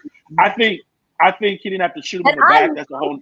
I respect the police, so I'm not suggesting that people should behave inappropriately. I'm just saying that the deeper issue is not so much. Okay, well, Floyd shouldn't have died. We all agree. He shouldn't have died. Yeah, we all agree. Yeah. Oh, Floyd didn't do this, but he did that. That's irrelevant. That's why I don't agree, because I feel that Floyd died. Yeah, but assassinated. Floyd was assassinated. That was an assassination. Oh, I agree. He did nothing to provoke. Well, that's what I'm saying, that anyone should end up dying. What I'm saying is, he was an arrest. We saw he didn't. Everybody there knows that he didn't. Okay, so again, Their claim is he was resisting arrest and that there was no. It's not the claim. We saw the tape that he punched the officer to his gun. Right, but my point is, the officer said that the reason that they were doing what they were doing with the place of force because he resisted arrest. So again, in their mind, your resisting arrest justifies me putting my knee on your neck. That, Oliver, is not. That's a devil. Black body. Well, Right. That's a devil, and I can't deal with what's in his mind. I'm saying what I'm saying is what made me talk about this was people ask me, well, what are we gonna do about this case? I'm not doing nothing. We're going to continue to push for justice. I'm pushing for justice. That's what I'm going to do. I cannot with this is the problem that happens. And the push for justice is not about whether he fought back. The push for justice is lethal force was not needed, was not necessary, was excessive. It's not about it's a hard case. It's a hard case, and I don't. It might be hard, but excessive lethal force was right. And they got to find somebody who has the political energy to want to fight that case. To me, I don't have the political energy. There is so much that we are fighting in our communities that I'm not going to fight. I'm not going to set a precedent of fighting for people who want to go and be lawbreakers. You do not fight the police, because at the end of the day, even if it was my son and how much I love my child, I always understand I might fight for him. I'm not going to call you to Juma and say, Juma, walk with me, because I know this little Negro shouldn't have been on. I told him, just get the cuffs. We got the money to get you. Now, right. You have one right, the right to remain silent. And at that moment where you saw two cops, at that moment where you saw them escalate, you begged them to walk home. You did everything you could, and they did not listen. At that moment in time, my brother, and maybe psychologically, we are dealing with post-traumatic stress disorder. And maybe now when people police, they so scared that all they want to do is fight. I don't know what. I just know this. I know this. God is my witness. I just don't. You punched the cop. You stole his taser, and you're dealing with masculinity. I want to take it outside of it just being.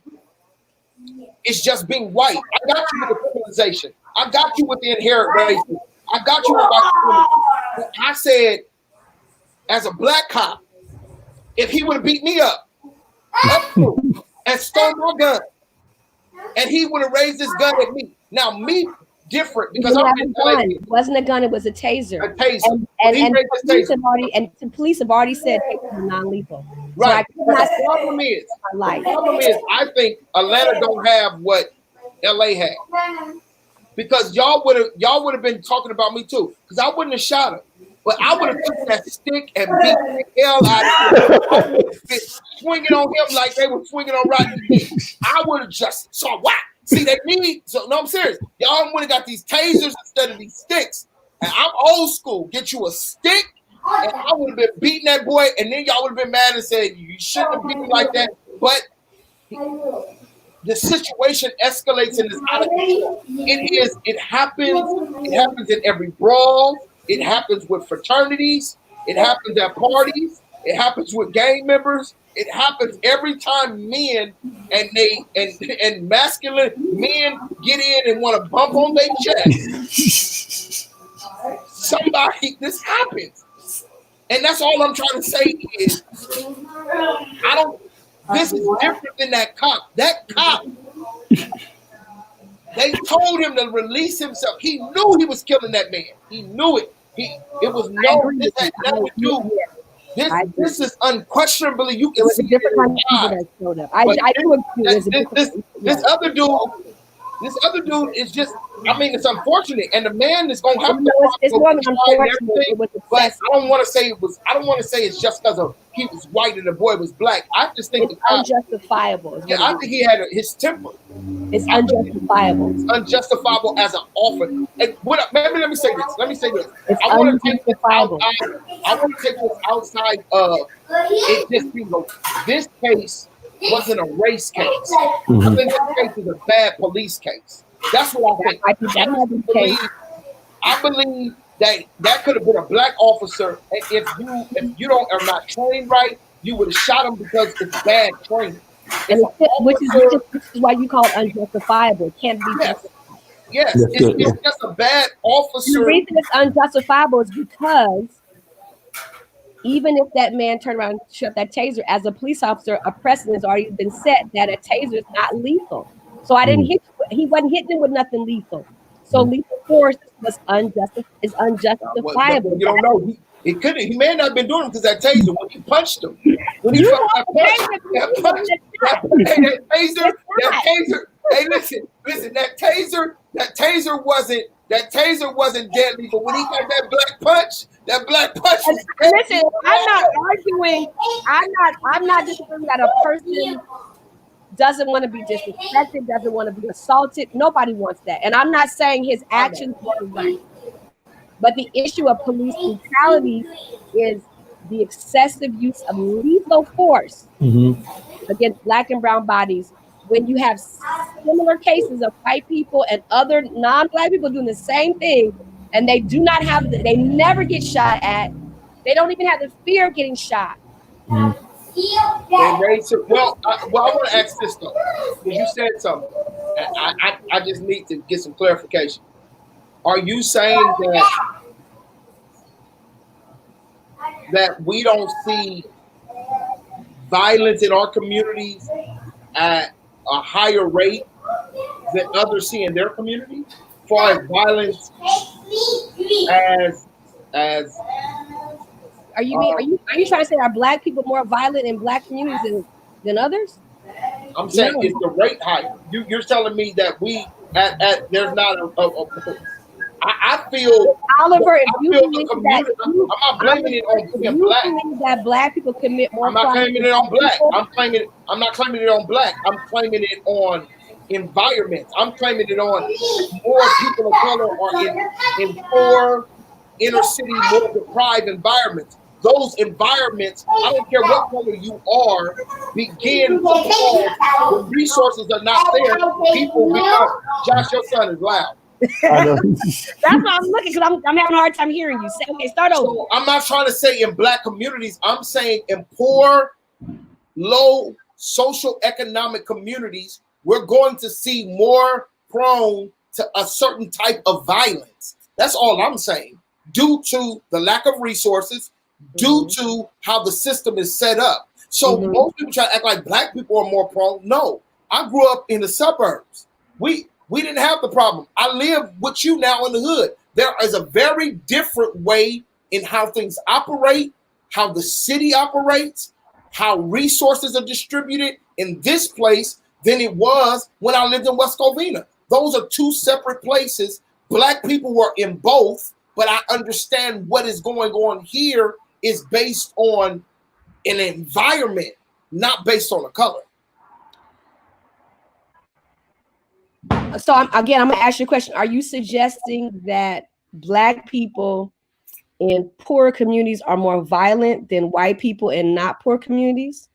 I am suggesting people in poor communities with lack of resources are more violent than people who are in communities who have resources and who are not. I am suggesting that. I'm not having nothing to do with color. I'm saying put people in community. Okay. People. But you're not saying Black people.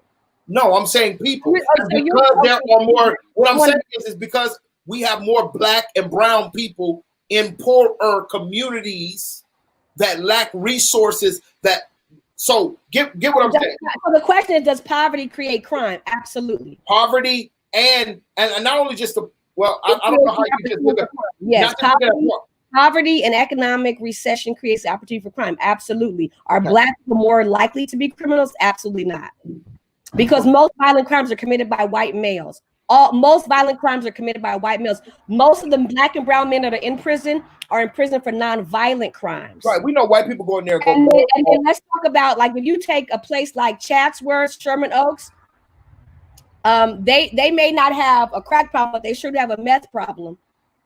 But what I'm saying is, they create and those and you know, with depending on what your drug of choice is, depending on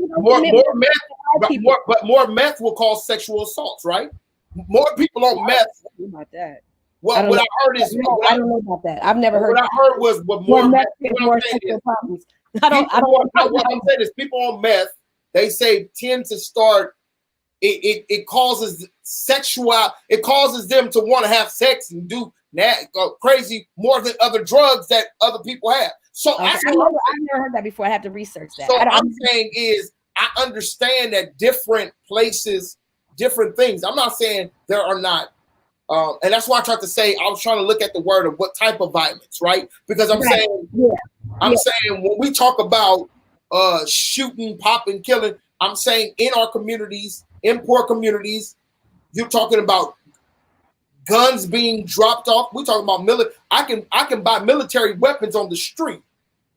You see what I'm saying? I'm saying there are things that are happening within these poor communities that are causing this experiment of being more violently prone. Yeah, right. So I think there's a few things that we want to clear up.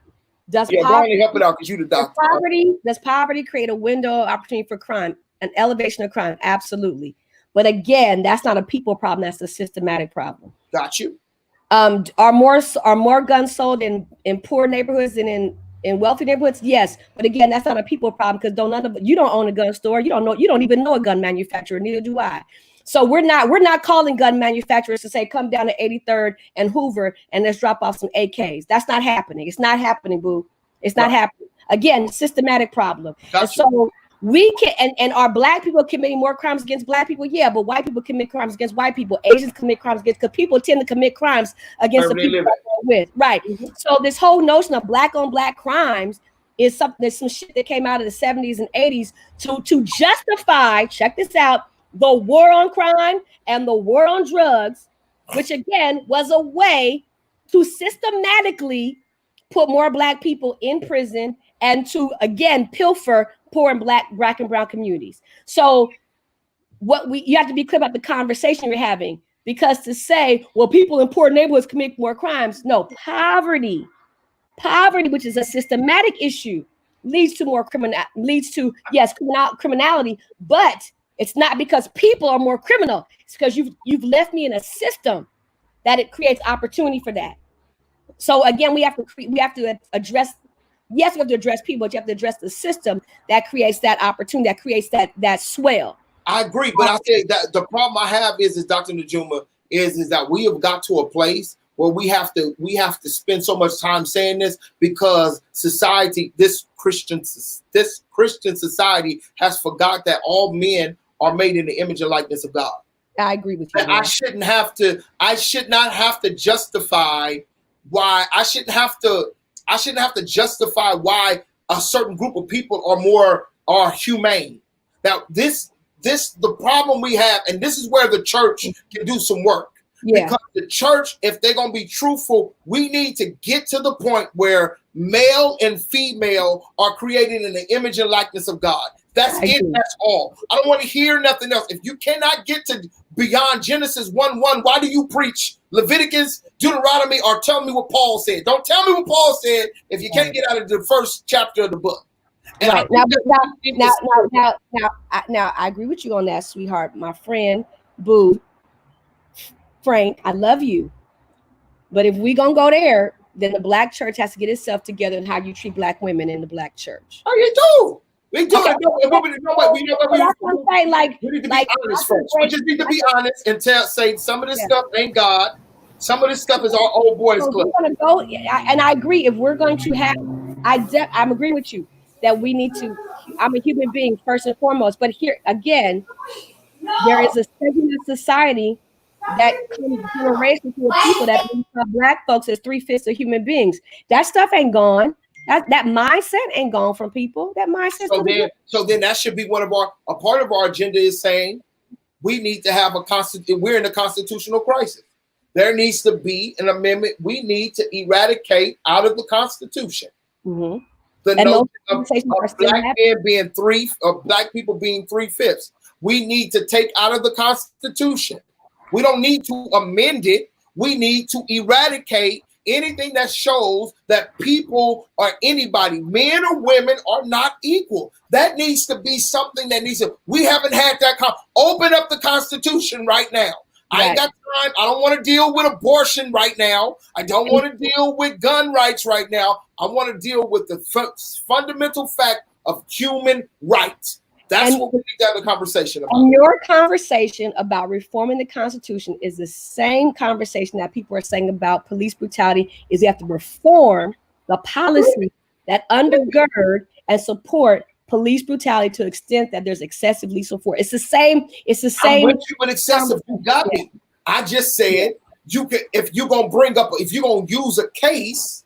My brother Brooks, who I say again should not have died, is just not our best case to use to be tried in the court of public opinion or in the court of the law, which we already know is systematically inherently. I don't think it's about using or not using. It's about the conversation in general that black and brown men should not be killed, period, by the police.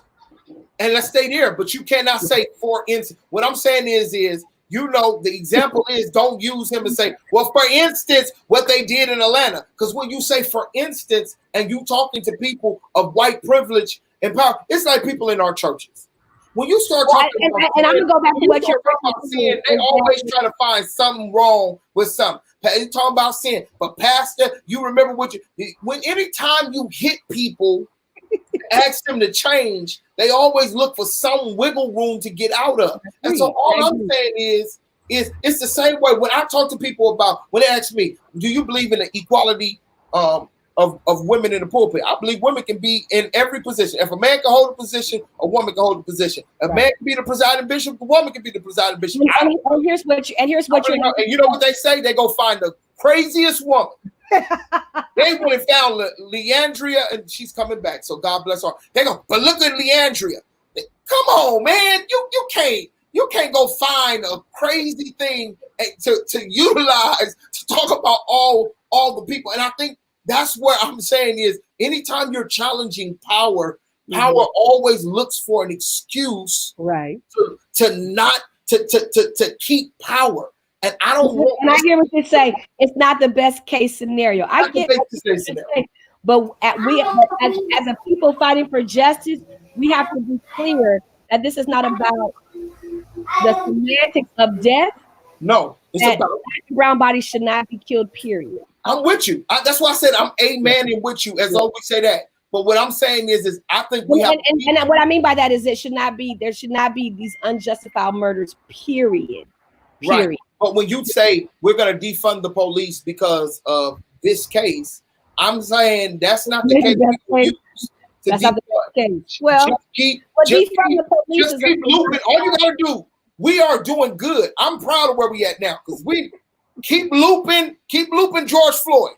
It's going to psychologically bother us, but keep looping George Floyd because I saw 80-year-old white people in walkers putting their fist up. I saw something that I've never saw before, and I'm not going to allow Black people's emotionalism to hinder the movement. Some of us gotta safeguard because we allow things to creep up. Because there are people, like again, I said I was fighting people, and then when I went to go look and do some research on the person I was talking to before I had to cut her nipples, because if she was a man, I would have said I'd cover her balls. So I'm trying. It's equality. Stay away from people's private parts, please, sir. Yes, please do. I want to ask this question. But let you know, I said that because I realized she was already when you're dealing with some people who already have an inherent bias to what the information we're talking about. So therefore, they already have a bias. If you already hate the police all you need, anything that you do is only pouring gasoline on. I think I don't want to do that. But honestly, I think that's our culture. Because I think there's certain things that you say, people just get offended. It's just what it is. And I've had to be careful what I say, going back to COVID-19. There's certain things that I want to say, Frank, that I say, and I said people get all mad. I'm like, I want to open the whole thing up. Oh, you don't care about life. You don't care about humans. Da, da, da, da, da. But I'm like, yo, look at my position. This is what I'm saying. This is the problem I'm saying. Just what you're saying right now. This is what black people do. I'm just saying. It's a personal thing. Josh, you said... Yo, no, nobody had a problem with what you said. We just said people not you. But if I put this stuff up, people have a problem. If I was an entrepreneur who wants to get back to work, and people are dying, nobody disagreed. You, Trump, and the Republican Party, and I said there was times I even said it. I ain't getting no check. No, but I ain't getting no help. I want to get back to work. I think COVID's real, Frank. But these same folks, when these protests is going on, I don't hear them saying nothing. When you go out here, they have it. They're smart enough not to say stuff. We are the only people who like to say politically crazy stuff. That's what we're doing. We doing a show to talk about stuff that other people wouldn't say. Them people is not gonna say. You see what happened when you start talking about black people in protest? You get kicked. Ask the guy from CrossFit. He got fired. They told him to sit down. You don't talk about black people in protest right now. This is not the environment that you want to be talking about. You don't listen, man. There is a movement happening, and you will become collateral damage. I'm not against it. I'm not against it all. Like I said, I'm all about opening up. You got to remember where I stand. I'm just saying. And you're from Florida. We don't trust y'all anyway. No, right. I'm just saying. And again, I'm not. I want to be compassionate because I know people died of COVID-19. I'm not trying to be incompassionate at all. They're dying. Like your state is up 13%. Well, let me tell you, I live here. I do not have one person in my circle that has got COVID-19, and I'm just letting you know right now. I'm letting you know. Let me tell you how crazy. Did you go take a test? Right. Let me tell you. Did you go take a test? I don't trust that. Did your children take a test? Did your wife take a test? Asking that on public TV, man. No, you coming at me. You didn't take no test, so you don't know you can have COVID right now and bringing it to LA. I'm gonna make sure you take a test when you come to LA. Let me say this. Ain't no talking to you, Frank. Let me say this, Frank. Let me say this real quick. I'm gonna say this real quick. I went to Hollywood, Florida yesterday. We went to the beach. Sound like a lot of white people to me. No. There was a lot of minorities there, and a lot of folks ain't wearing masks. I was shocked because where I live, people wear masks everywhere. When I went down there, they didn't have no mask on. That's a different type of people. Anybody who live in a place called Hollywood, whether it's in LA or it's in Florida, they different type of people. We didn't get that together. When anytime the city named Hollywood, you is a different type of people. Well, listen, hey, Hawk just posted right now. He's one of our brothers. He's based in Dallas, Texas. So he's in Texas. He said, "Good Lord, Frank, Hawk, let us know what's going on out there. Y'all done open the floodgate. They got everything in Dallas." Okay, tell the people hello, Julie. Okay, guys, it's 8 o'clock. I gotta roll. I know, Mr. You gotta go. Bro, you kept us right. We're black bodies, y'all. That's all we standing on. Don't ask me no specifics about Brooks's case. Don't ask me no specifics about what happened with that man, because I'm standing on one thing. Let's talk about what we agree on. We're gonna agree on the excessiveness of force, and we're gonna agree on y'all gonna stop killing black and brown bodies. Now we agree on that. Now let's not get into the details of these other cases, because you get to the details and I walk out the room. We lose you with the details because you're not gonna listen. I'm not gonna let my good be evil spoken. I got enough stuff to stand before. Okay. Look at Hawk. Good energy in Dallas. We are responsibly working through it. Come on, Hawk. Go on. That's what I'm talking about. Hey, I hope all of y'all got life insurance out there, because I am not doing no car washes to bury any of y'all that I love. So y'all better stop all this stuff. Y'all fool around. All right. Okay. COVID is real. It is very real. I'm glad we can agree on that. It is real. I agree. I'm not saying COVID is real. White supremacy is real. And we need to talk about why the president can't lift up his arm and he having problems. Goodbye, Frank.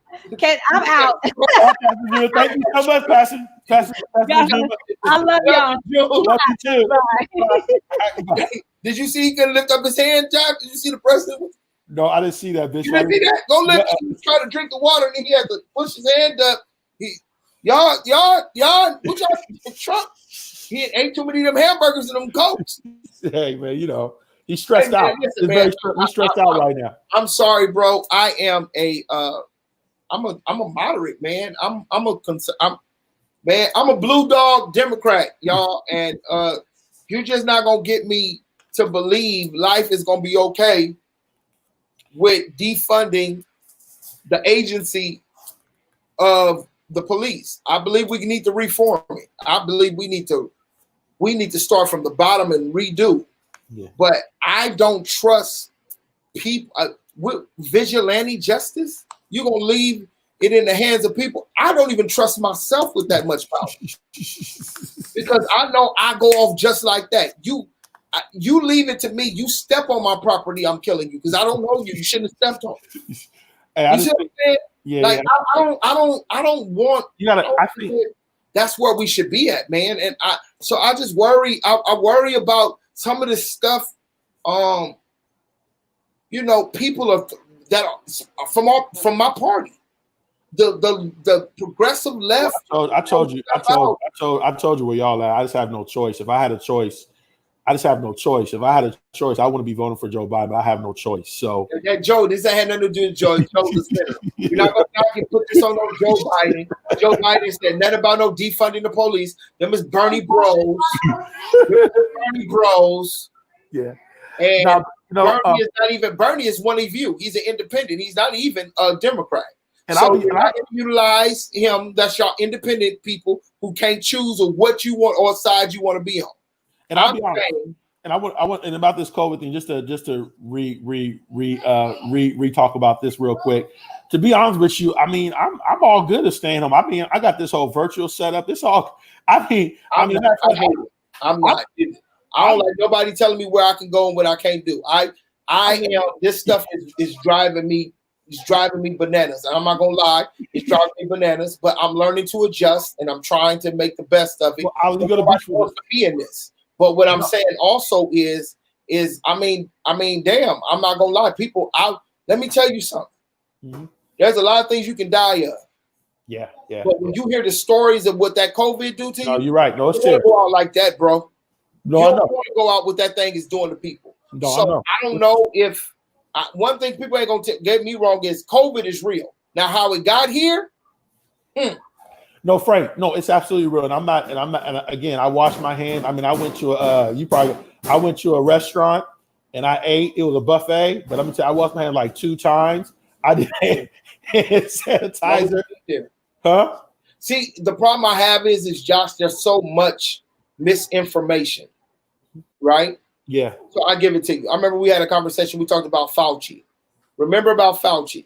You always said, well, one person can't be. But Fauci is not one person. Fauci represents a community of scientists who sit around. He's the leader of a community of all major scientists. And he comes and he sums up what they say. Yeah. The problem is we got so many voices right now that we don't really understand. So we don't know. Now, number one, Fauci said, we don't really know what this is, so it keeps changing. We study it 1 minute, it studies up. What people don't realize is that COVID. Now, what we're realizing is there's some people who got it. They the ones. They super spreaders. Mm-hmm. You get in contact with them, and they're going to tear something up. Right. You understand what I'm saying? Yeah. We realize that thing can linger on metals, and it can linger in places on stuff for 3-4 days. That we're realizing that just you speaking can make this thing so highly contagious. When we start to realize those things and we understand the notion of, and then we've come to the conclusion we can dramatically change it by 2 things. but we were so busy in war. All we needed was two things that can dramatically drop it: having the right face mask, 6 feet social distancing. We could have been better. We could have been a better place as a country if we had the funding of the scientists. If we saw this and our leaders were not trying to be politicians, but saying we care, we would have been in a different place. This is a failure of government, right? That's we have a major leadership government, and now they got us pitting the COVID versus the COVID. No, my business is suffering because of the government. This is how we need to shape the argument, not because of COVID. The failure of the government to respond to COVID in an appropriate way caused businesses, caused the economy to die, and that's why I'm saying. And Frank, I don't think the Democrats want that argument because they should. I mean, it's. They're not I mean, time will tell. Time will tell. We don't. They're not in power. I would love that argument. It doesn't matter. I'm not in power. We're not in power. When you brought it to the Congress, we voted. They wrote a blank check to Stephen Mnuchin. Do whatever you want to do. The Democrats have not. Whether how crazy they are, they're not the party in power. The party that's in power has totally dropped the ball. That's all I'm saying. If this was a Democrat-led Congress, I would say the same thing if the Democrats was in power. Y'all dropped the ball. That's all I'm saying. Let me ask you this question. Has California dropped the ball?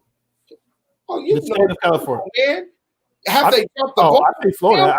I'll say Florida dropped the ball. Florida definitely dropped the ball. California well, first of all, California went to being more aggressive. Let me tell you about California. I do thank God that they went. No, I do understand the intention of being more aggressive because in dense places, we have a bigger population than anybody else. I got it. Yeah. What I don't like is when that became political and it became to be your springboard to kind of run for president. When it became your springboard. And when I saw my governor start to look like that this had to be his springboard to being president and all of that, then I don't trust your motives. Right. Yeah, that makes sense. If you ran for president, I'm not going, because I'm going to say you have destroyed many lives. Many small businesses got destroyed because you want to play opportunity instead of understanding the wave of where we're at and the place we're at. Let me ask you this. I want to move here. And I'm going to tell you, because right now, we cannot no longer shut down because they play politics and they play games. If this thing surges up, you can't shut it down anymore. Right. You play too many games with people. That's good. I want to move this. I would ask you this question. As the time winds down, it's late out here, but it's late. I would ask this question. NBA. So the whole thing. I don't know if you've heard about it. I'm looking for the Lakers to win a championship. But no, in all seriousness, so the whole notion is you have players that don't want to start the NBA, in Orlando because they have the notion that it affects the movement as far as equality is concerned. Their belief is that if people start watching basketball and people start getting back into basketball, then people aren't going to be aware of social justice anymore. I think it's crazy. I think it's the most ridiculous thing. Let me ask you, where are those players? How many of those players are daily protesting? Right, exactly. Where are they in the movement? Right. They're nowhere in the movement. I guarantee you this has to do with money. Yeah. I guarantee you has to deal with money. I guarantee you it has to deal with money. And what I'm going to say is you're not going, again, I'm going to say it again. We're going to safeguard the reason why our movements don't get off of the runway. Because if you watch, you fly a lot, Josh, that runway is sacred. Yeah. They don't play. You cannot play when you got planes coming in and going out. You got to make sure the runway is clear and you cannot fail. If you fail on the takeoff, you're in trouble. Yeah. We allow people to hijack our movement for their own personal gain. That's why I would not allow it to happen for Atlanta. That's why I would not allow it to happen for the NBA. In a sense, you're right. When people start watching sports, they're gonna be less paying attention to whatever's going on. But I think it's based on your perspective.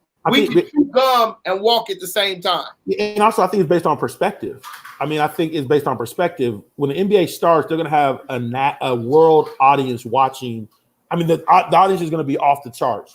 So there's going to be so much that can be said and can be done. That's number one, because everyone's going to be watching. Number two, in addition to that, you're going to be making money. There's going to be a lot of money. Somebody doesn't want Florida to make all that money. That's the problem. That's the problem. Yeah, they don't want Florida. Yeah. Somebody is whispering in somebody else's ear. Somebody's behind the agenda, and they don't want Florida making all that money. In regards to right now, my whole notion is I don't know why Florida has to make all the money in the first place. I think right now, if you're playing in an empty stadium, is that what they're proposing, right? Yep. If you're playing in an empty stadium, we can go play at everybody's stadium. Right. Exactly. Yep. Let's be real. You can go play at the Staples. It's an empty stadium.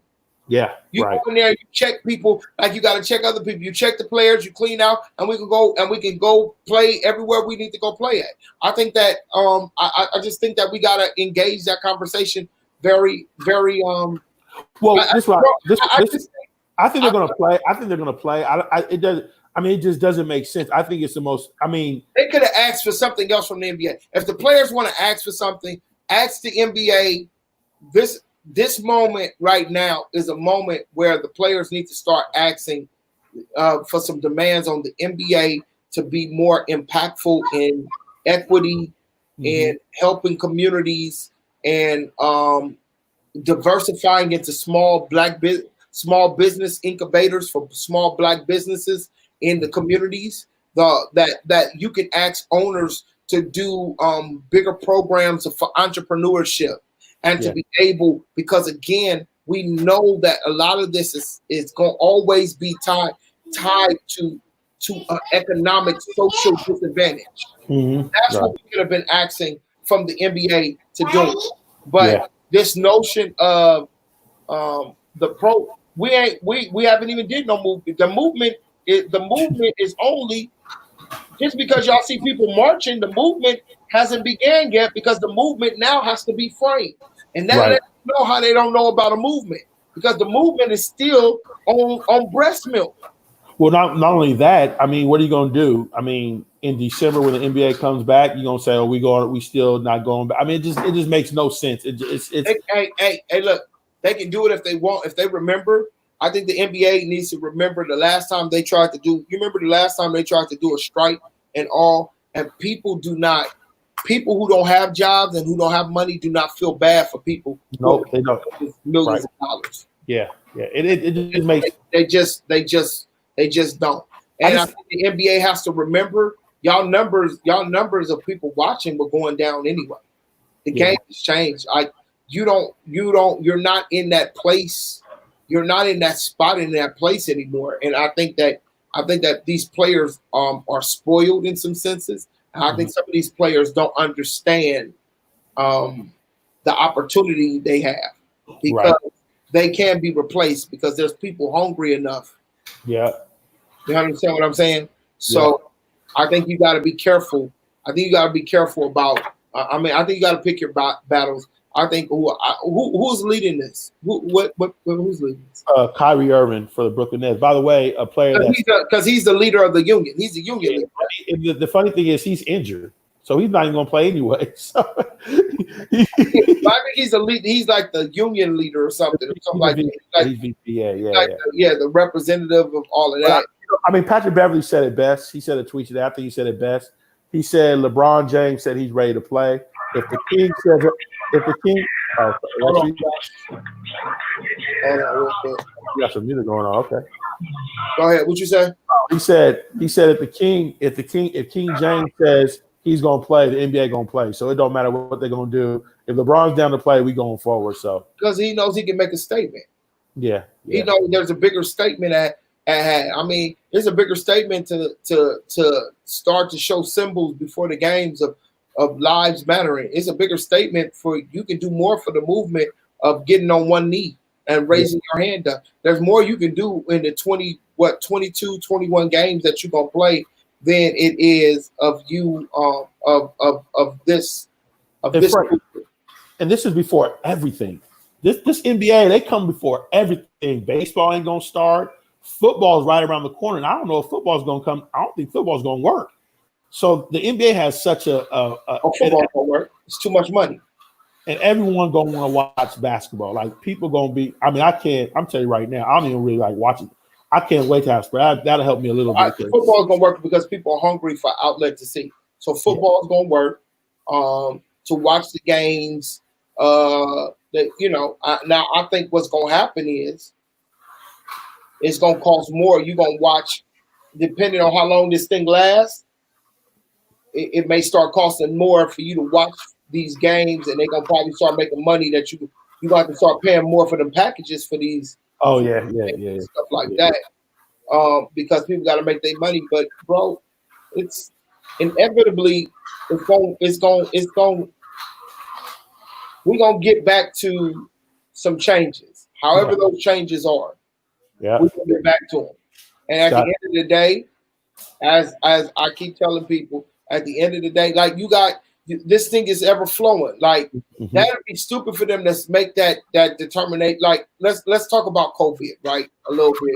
Yeah. You got Fauci talking about we may not have a second wave. Oh, he said that now? He said a second wave is not inevitable. So it's not like we going, whoa, it's gonna be we don't know. Yeah, we don't know.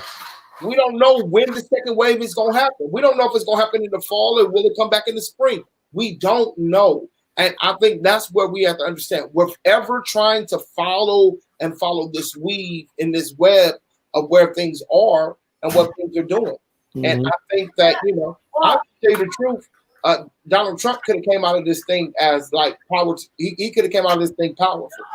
Yeah. This really pushed his notion of make America great again, nationalism, shut down the borders.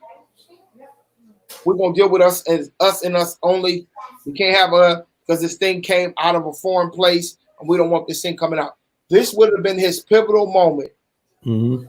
To signify and to push and to get people who was not on his agenda to destroy people's notion of globalization and to change this could have been the moment, but he was so off. He didn't grab the moment. And that's where we are now. So brother, the NBA thing, I think it's crazy. I don't think that's going nowhere. I just think those are talking points. Yeah. I think those are talking points for trying to negotiate better deals and I think that was for the players who don't have those solidified contracts. Yeah. I think that people know that the money's gonna change due to the fact that there's less games. Mm-hmm. I think that is for those. There are more players because I seen an article that came out and say a few players are getting paid and the other people are not. Mind the way, I just want to let people know that's relative because I think the lowest person in the NBA makes $500,000 a year. Yeah, right. That's crazy. Yeah. But no, I've seen that comment. I've seen that they said few people are making money and the rest of people are not making money. I guess relative to the millions of dollars one player. Yeah, but you making $5 million. I mean, I'll take $5 million play basketball. Well, I think this brings another thing. I think that we can always talk about. You might need to bring some women on here. People always ask, well, why do the male players make more money than the female players? And I've always said, I don't know if it's always about sexism as much as I believe people make money about how people watch. It's just about I think this is a bottom line argument. People, I mean, no disrespect. I'm all for women. I mean, I got a daughter. She made WNBA, but the reality is they're not selling out the stands and people ain't watching it like that. It's just what it is. If you had a couple of Kobe Bryant's daughters and a bunch of LeBron James, you don't have girls like that who's killing the game and making women NBA like, wow, we're there. I think then you have a demand of asking that type of money. But because the game is based on these super player personalities that come in, Kobe Bryant brought something to the NBA. LeBron James brings something to the NBA. You understand what I'm saying? Like you have these you take all of the super players out and the game, you wouldn't be making that same amount of money. The game would be boring. Yeah, right. You gotta have those super players that build. There's a lot. They got a lot of good players too. I mean, it's getting better and better. So I don't know if it's getting better. I gotta get out of here. Oh, this is like 11:30. You know me, brother. It's always good. I'm gonna go see the people. I'm gonna see if I still got my black card. My black card may got revoked. Oh, you going back into it? I'm just gonna go look and see what the people say. Hey, Oliver, I'm gonna ask you a question. You want to preach for Leaders of Christ this week on Thursday? I want to see if you're available because I'm trying to, You need me on Thursday? Thursday night, brother. 6 p.m. Your time. On my time. Your time. Is that too early? 6 p.m. I can do it this week. That'd be good. That's what I'm talking about. So I have to set up for you. You have to all set up, and you just come on. I'll bring you on it. And I'll be in LA, so I'll have it all set up from Long Beach, and I'll just bring you on. Taking a vacation. Okay, brother. Right, but I'm getting more people to preach this. I don't know how y'all, man. Y'all be doing it every time. But I think your message is real good. We've been talking about remnant builders, and I know you've been talking a lot about that. Remnant builders, so people that are rebuilding. So I know you'll. I'll rock it, baby. Okay, good. Amen. Well, hey, Oliver, you always said though for preachers, when you go in every week, you say you gotta take like 17 Sundays off or something like that. That's what they say with preachers. Take 17 Sundays off or something like that. I forgot what they said. I just think you got to know who you're talking to. You got to be able to know. You got to know how to take a Sabbath. You got to know how to take a Sabbath, and you got to know how to rest because you need time to get fresh revelation. Yeah, that's true. You know what I mean? What's happening with a lot of preachers now? We got so much coming at us. We don't even know how to process, how to pastor our people, because you got one thing that this bombards, from COVID to protests to death and so you trying to deal with psychology, you trying to deal with sociology, you trying to deal with economics. You got so much going after you right now, and you haven't rested, and so it's just hard for people, even those who I know who are revelatory, to have as much fresh insight as they usually have right now. It's hard because your mind is blah. That's so true. Yeah. You're trying to. The best thing out of this is to get to some type of normalcy, so that you can take a break. Mm-hmm. Yeah. And then be able to govern your people, but you can't take a break when we're in a state of emergency. Right. Yeah. It don't stop, especially with everything going on. Because I want to talk about racism. Because there's a lot to talk about in that Bible about that racism. It's a whole lot to talk about. Yeah, well, be careful with it. Okay, yeah. I think you got to be careful with it. I'm watching people who talk on it. It was just like Dr. Price. Dr. Price lost a lot of people when he talked about it. Bishop McClendon's talking about it right now. I'm sure he's going to lose a lot of friends. In the case of, I think it needs to be talked about. Yeah. But there's always a political cost when you go fight. When you go fight in the belly of the beast. Yeah. And so, I would just tell you, pray about it. Make sure it's the season that God wants you to. And that's my biggest thing. And now I'm gonna get on. Now you got me talking. I think that's the biggest thing that the Holy Spirit has put on my heart is stay focused on where you're assigned. Like I think that's because there's so many areas you can be pushed towards and pulled on just because of the need that's going on right now. You know what I'm saying? Like, now we're so sensitive. You're so sensitive because you sit in a unique position. Yeah. President Barack Obama sat in that unique position, being biracial. Yeah. Sitting in that unique position, you're not totally on one side. Mm-hmm. You're in a place of redemptiveness. I think any leader right now who's in a place of redemptiveness, our people are mad as hell. Your people will crucify you. They killed Jesus. Yeah. That's good. So I'm engaging. Look at the conversation again. We engaged today. We're not saying the man died. Brother Brooks was killed. Yeah. And it was unfortunate. Yeah. It was wrong. Yeah. We all can say the police need to find a new way of doing things. But when you start to talk and say, wait, hold on, though. Yeah, you're right. That's good. The process that led to this. Mm-hmm. I mean, we can see how this happened. Mm-hmm. Whereas we saying George Floyd, we don't know.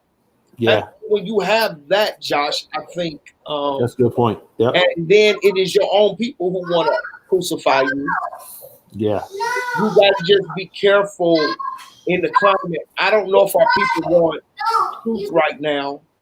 Yeah. I think people just, when they angry, they really want revenge. They want. That's great. What do they want? They want you to listen to them. But I don't think they want the godly response yet. And I think that's because you got to let it get. They got to get it out. You got to let them get over their feelings and let them get out the reaction, and then we move from there. Yeah, you're right. That's a great point. It's really sensitive, and you got to be really careful of what you say. That's we got to know timing, and I'm about right now timing. Like even when I'm getting on now, it's about timing. Like last week, I barely got on because I just think that you got to be a good steward of what you're pushing into the airwaves. I don't want to push my anger and frustration out. I want to push substance and solutions and answers and helping people. Yeah. And even when I'm joking and laughing, I still want it to be grounded in a substance. I like Chris Rock. I like Dave Chappelle. I like a lot of comedians because I believe in the matter of them being funny, there's some substance that they're trying to engage us with, and I think that can happen. So I think that self-care piece is important. That self-care piece is so important. How to keep yourself. I think that, to me, that's one of the major messages right now is how do you keep yourself well? You know what I'm saying? I mean, how do you keep your emotions well? How do you keep your spirit up? How do you keep your physical? I think that. And I think right now, I don't know. And I think even when you go to a therapist, that's why I said the therapist need a therapist. I want to know the old stuff you got to refine your theory. Just like the preacher got to refine his.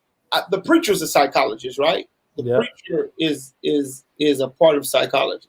Yeah. And just as we have to refine our notion of existence and doing, as we have to refine our revelation and revelatory experience, as we now need to go through a revival, so does the psychologist. That the theories that work post-COVID and post, a lot of those theories have to be meshed and worked out and rock differently because we're now dealing with an enemy on our shores. We're now dealing with an enemy that is ever present with us, invisible and yet deadly and seen, to the point where it is so invisible we don't even want to acknowledge it, yet we know it exists. Right. Yeah, that's good. How do you help me to deal with that type of enemy? Because the majority of our enemies we've been able to see, and that's the enemy of white supremacy too. It's ever present. But we have allowed it to be so invisible that we act like it doesn't exist. Right. And how do we mesh those things and work those things out? There's a lot of work that needs to be done. And so the first thing I think is number one, is I can say this. Number one, you need, first part of self-care is peace. Yeah. We got to get peace. Yeah. You got to get peace, internal peace. You got to get peace in your relationship. You got people who are, when we don't activate in peace, people are going to break up. People think I want to. I don't want people to break up and divorce, but so many people will after this thing because they could not find peace. Peace what keeps your mind. Peace what stops the suicidal thoughts come. Peace is what stops stress from building. I need to have peace. Yeah, I'm gonna ask you a question. Get away, but I need peace. And so that's the first thing that we have to understand. How do we get peace? That spiritual connection of peace that calls us to be rejuvenated, restored, and unified. That's good. I would ask this. I know I got to get out of here, but I do want to ask this. I've been on this study. This has been this is my stage. This is my new. I've been dealing with grace, and it's a little different from the grace of God. The grace to do the work. So like when God has His grace on you, He empowers you to do things that you normally want, anointing or powering power or and how the scripture talks about growing in grace, which is really intriguing to me, right? So it says, Paul, there's a scripture I talk about. I think it's grow in the grace and the knowledge of Christ. I believe that's the text that we come out of. And so my whole thing is, which really spoke to me, right, which lets me know there's a level of grace that you can get to. That's a whole nother altitude, right, in this walk with God. And so I'm stretching you So there's a natural stretch that happens that has nothing to do with sin, nor has to do with struggling. He's stretching you to build your capacity to move into different dimensions and levels of where he has you in your assignment. Right. And to do stuff that you couldn't do without the grace. Right. So like, I'll give you an example. Say you're the CEO of 3,000 people. There's no way you can watch every single person. At some point, you got to flow at a level of grace to trust God that somehow, some way, all this stuff is going to work. Or out. Deeper than that, you are over 3,000 people. You have to build a culture that causes those people, that even the ones who are making the lowest money at the bottom, they still feel ownership and feel dedicated to the company, even when they know they're not making the money that they should. Exactly. How do you have grace to get the janitor? How do you have grace to get the part-timer and get the manager, all to feel that this business is a part of their vision and a part of their assignment, and they love it just like you love it? Well, so that's how you get that grace. How do you have a grace to make everybody feel included?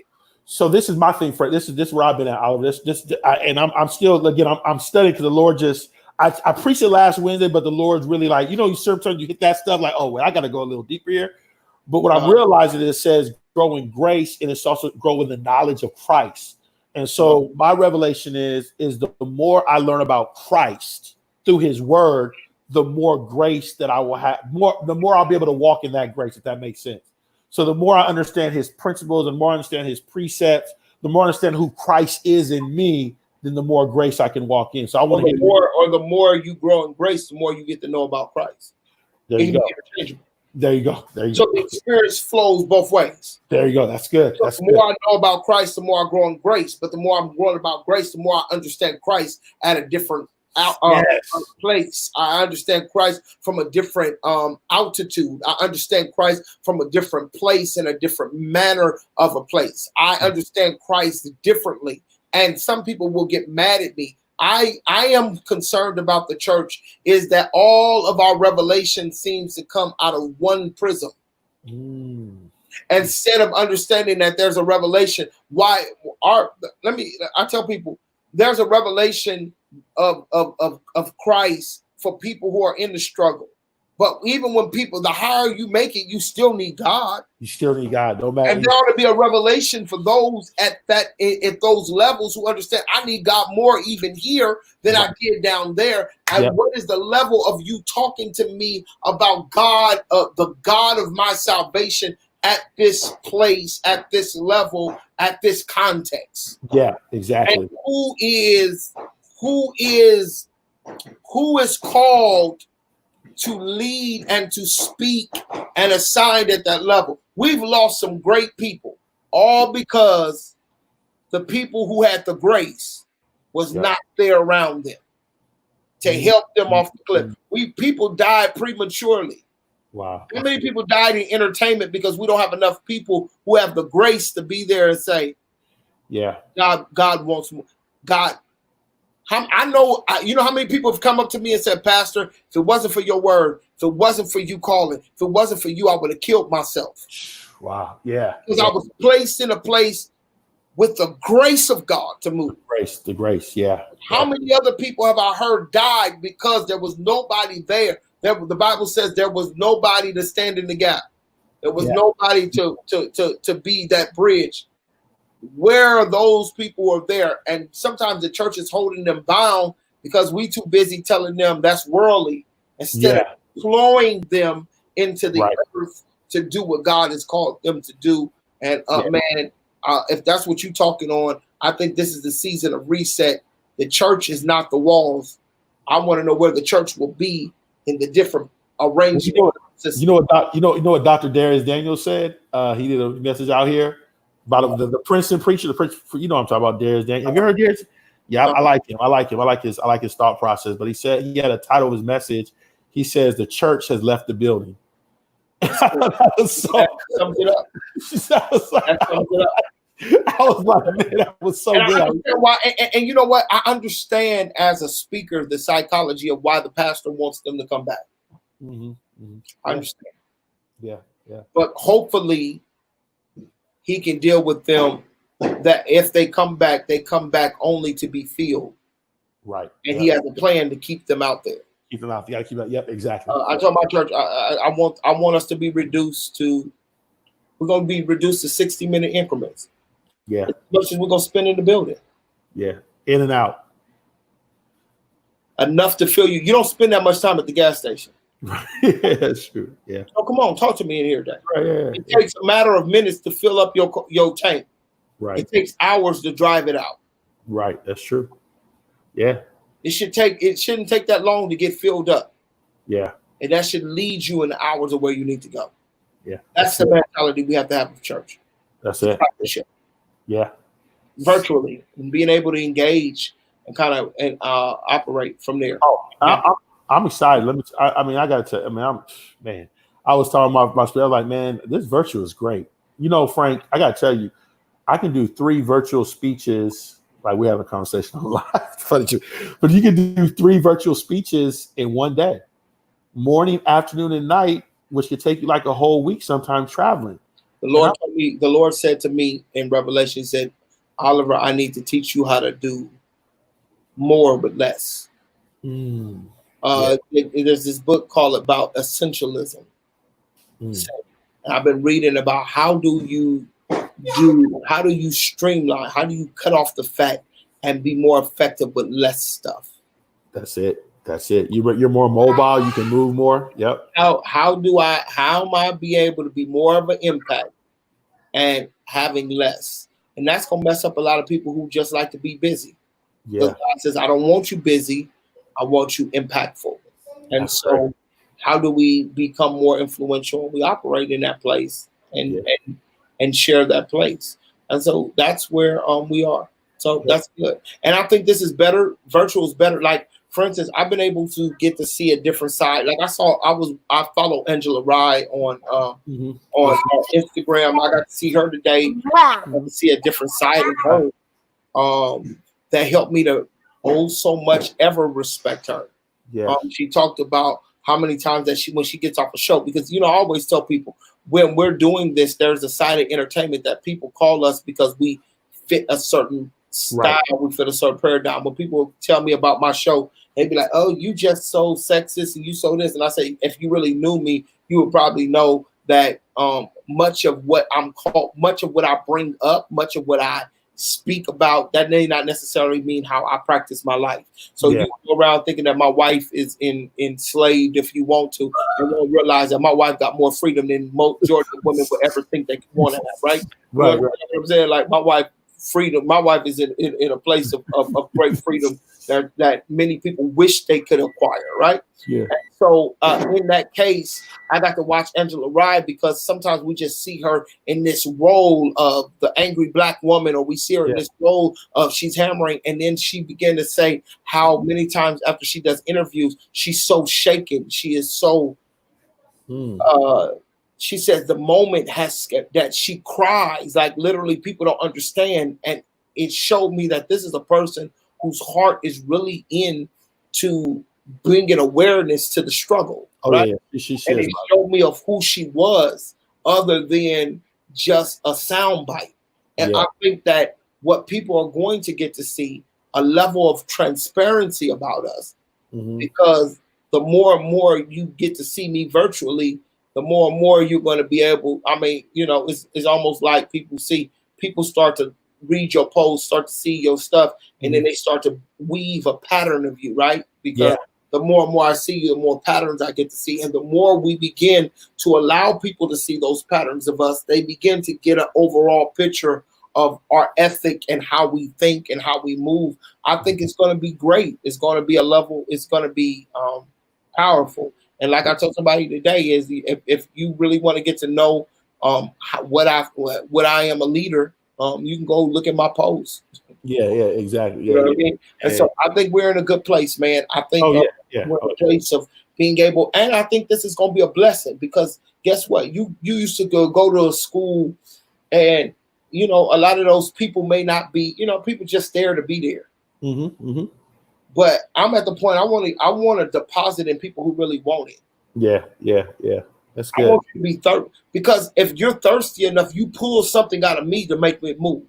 Right. That's good. Yeah. You know what I'm saying? Yeah. Hungry people. That pull out of me, and so I think that's good. I think it's going to get us better branding, get us better name recognition. I think this evens the playing field.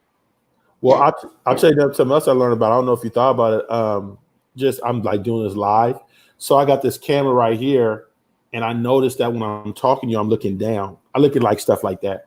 But there's this prompter you can get for like $100, and you put your iPad in it, so you can actually see the people you're looking right into the camera. So I'm gonna put you on game when I get that prompter. So you say you do what now? Like there's a prompter. So like you can have a TV prompter. You know, the TV prompter they have the prompters, but it's like you can put an iPad. So you put the iPad in the prompter, and so you're seeing people. Like I'm seeing you, but I'm looking straight into the camera, so I keep that eye contact. What I'm gonna do is so we're the fireworks in LA has speeded up because they acting like this is. I feel like we're in Vietnam. I ain't gonna even lie. I mean, these damn fireworks, they blowing up everything out here, and it's no peace at night because I don't know. Sometimes I don't know when it's fireworks and when it's shooting. Is it that bad out there in LA right now? Brother, I've been on this thing here, and I'm telling you, they got stuff they blowing up out here that's shaking my house. So you telling me I should just stay on in Miami, don't even come to LA, huh? Is that what you're telling me? Fireworks. You live in Long Beach. You know that it's a different world. I don't know what they do in Long Beach. I'm telling you what they're doing out here. Okay. So I am. I think LA is really reopening. I think we're trying to get to some type of normalcy, but you better wear your mask. People don't play with that mask stuff out here. That much now. People will tell you something. You ain't got no mask on. They'll tell you something. But as we're moving, I'm looking at and saying, okay, I need to find something that's probably a 4-bedroom.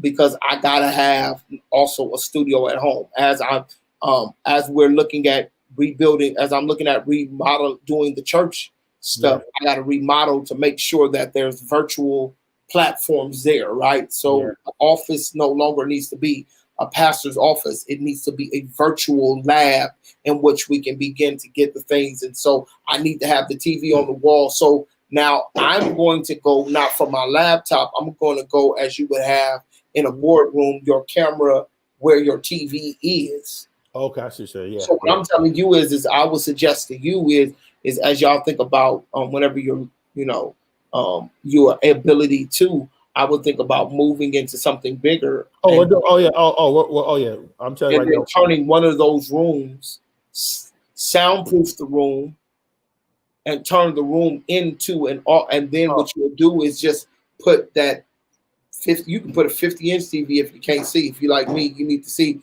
the more you have people in, the TV on the wall. And then underneath it, I'm just going to mount the mounting of the cameras there. So I'm looking and I'm talking. The camera's underneath the TV. So therefore, it's looking like I'm looking at you and talking. And you always catch my eye contact. Those are the things that they're doing in conference rooms and stuff all the time. That's just stuff that I would suggest that we definitely get a bigger shot out here. That's no, man, I can't wait. I'd move right now if I could. I got 3, 4. We definitely upgrade very soon. Yeah, so those are some of the things that I'm thinking about just being able to accomplish, man. So I definitely see what you're saying and on my way. And then I'm trying to put I'm investing. That's why I said I'm looking at some of this stuff as the long run. I'm investing into the quality. So I don't have to keep buying in. I learned that from church. We'll buy every year because we're trying to put instead of just saving, investing in quality. So I'm looking at how do I invest in stuff, put it up as quality, have it, and I'd rather just do that and then I don't have to worry about it no more, right? And so those are the places that I'm operating into, man. The states that I'm hitting. So that's good. Well, Malcolm, I gotta get out of here. All right, boy, man. It's always good. Yeah. You too. And have a good one. I'll see y'all this week, man. I don't know if y'all go to restaurants or not, but we'll see. Outside the city, you can go in. Lakewood is allowing people to go in. You just have to. I think it's very other seat and you gotta have your mask on and stuff. So Lakewood looked like they was doing opening. I think places are now opening up in certain places now. LA hasn't, I don't think, really opened up to do a lot of dining in, but they're getting there. So by the time y'all, what day are you coming? Wednesday. Yeah, by that time, so a little more places be open. There's a certain criteria you got to follow. So okay, I think Orange County are open. I don't know if they follow any. Okay, but I know San Bernardino County is open and stuff. So yes, sir. Okay, I'll see y'all soon. All right, Bishop. Yes, sir. All right, bye. I don't know why. Uh-oh.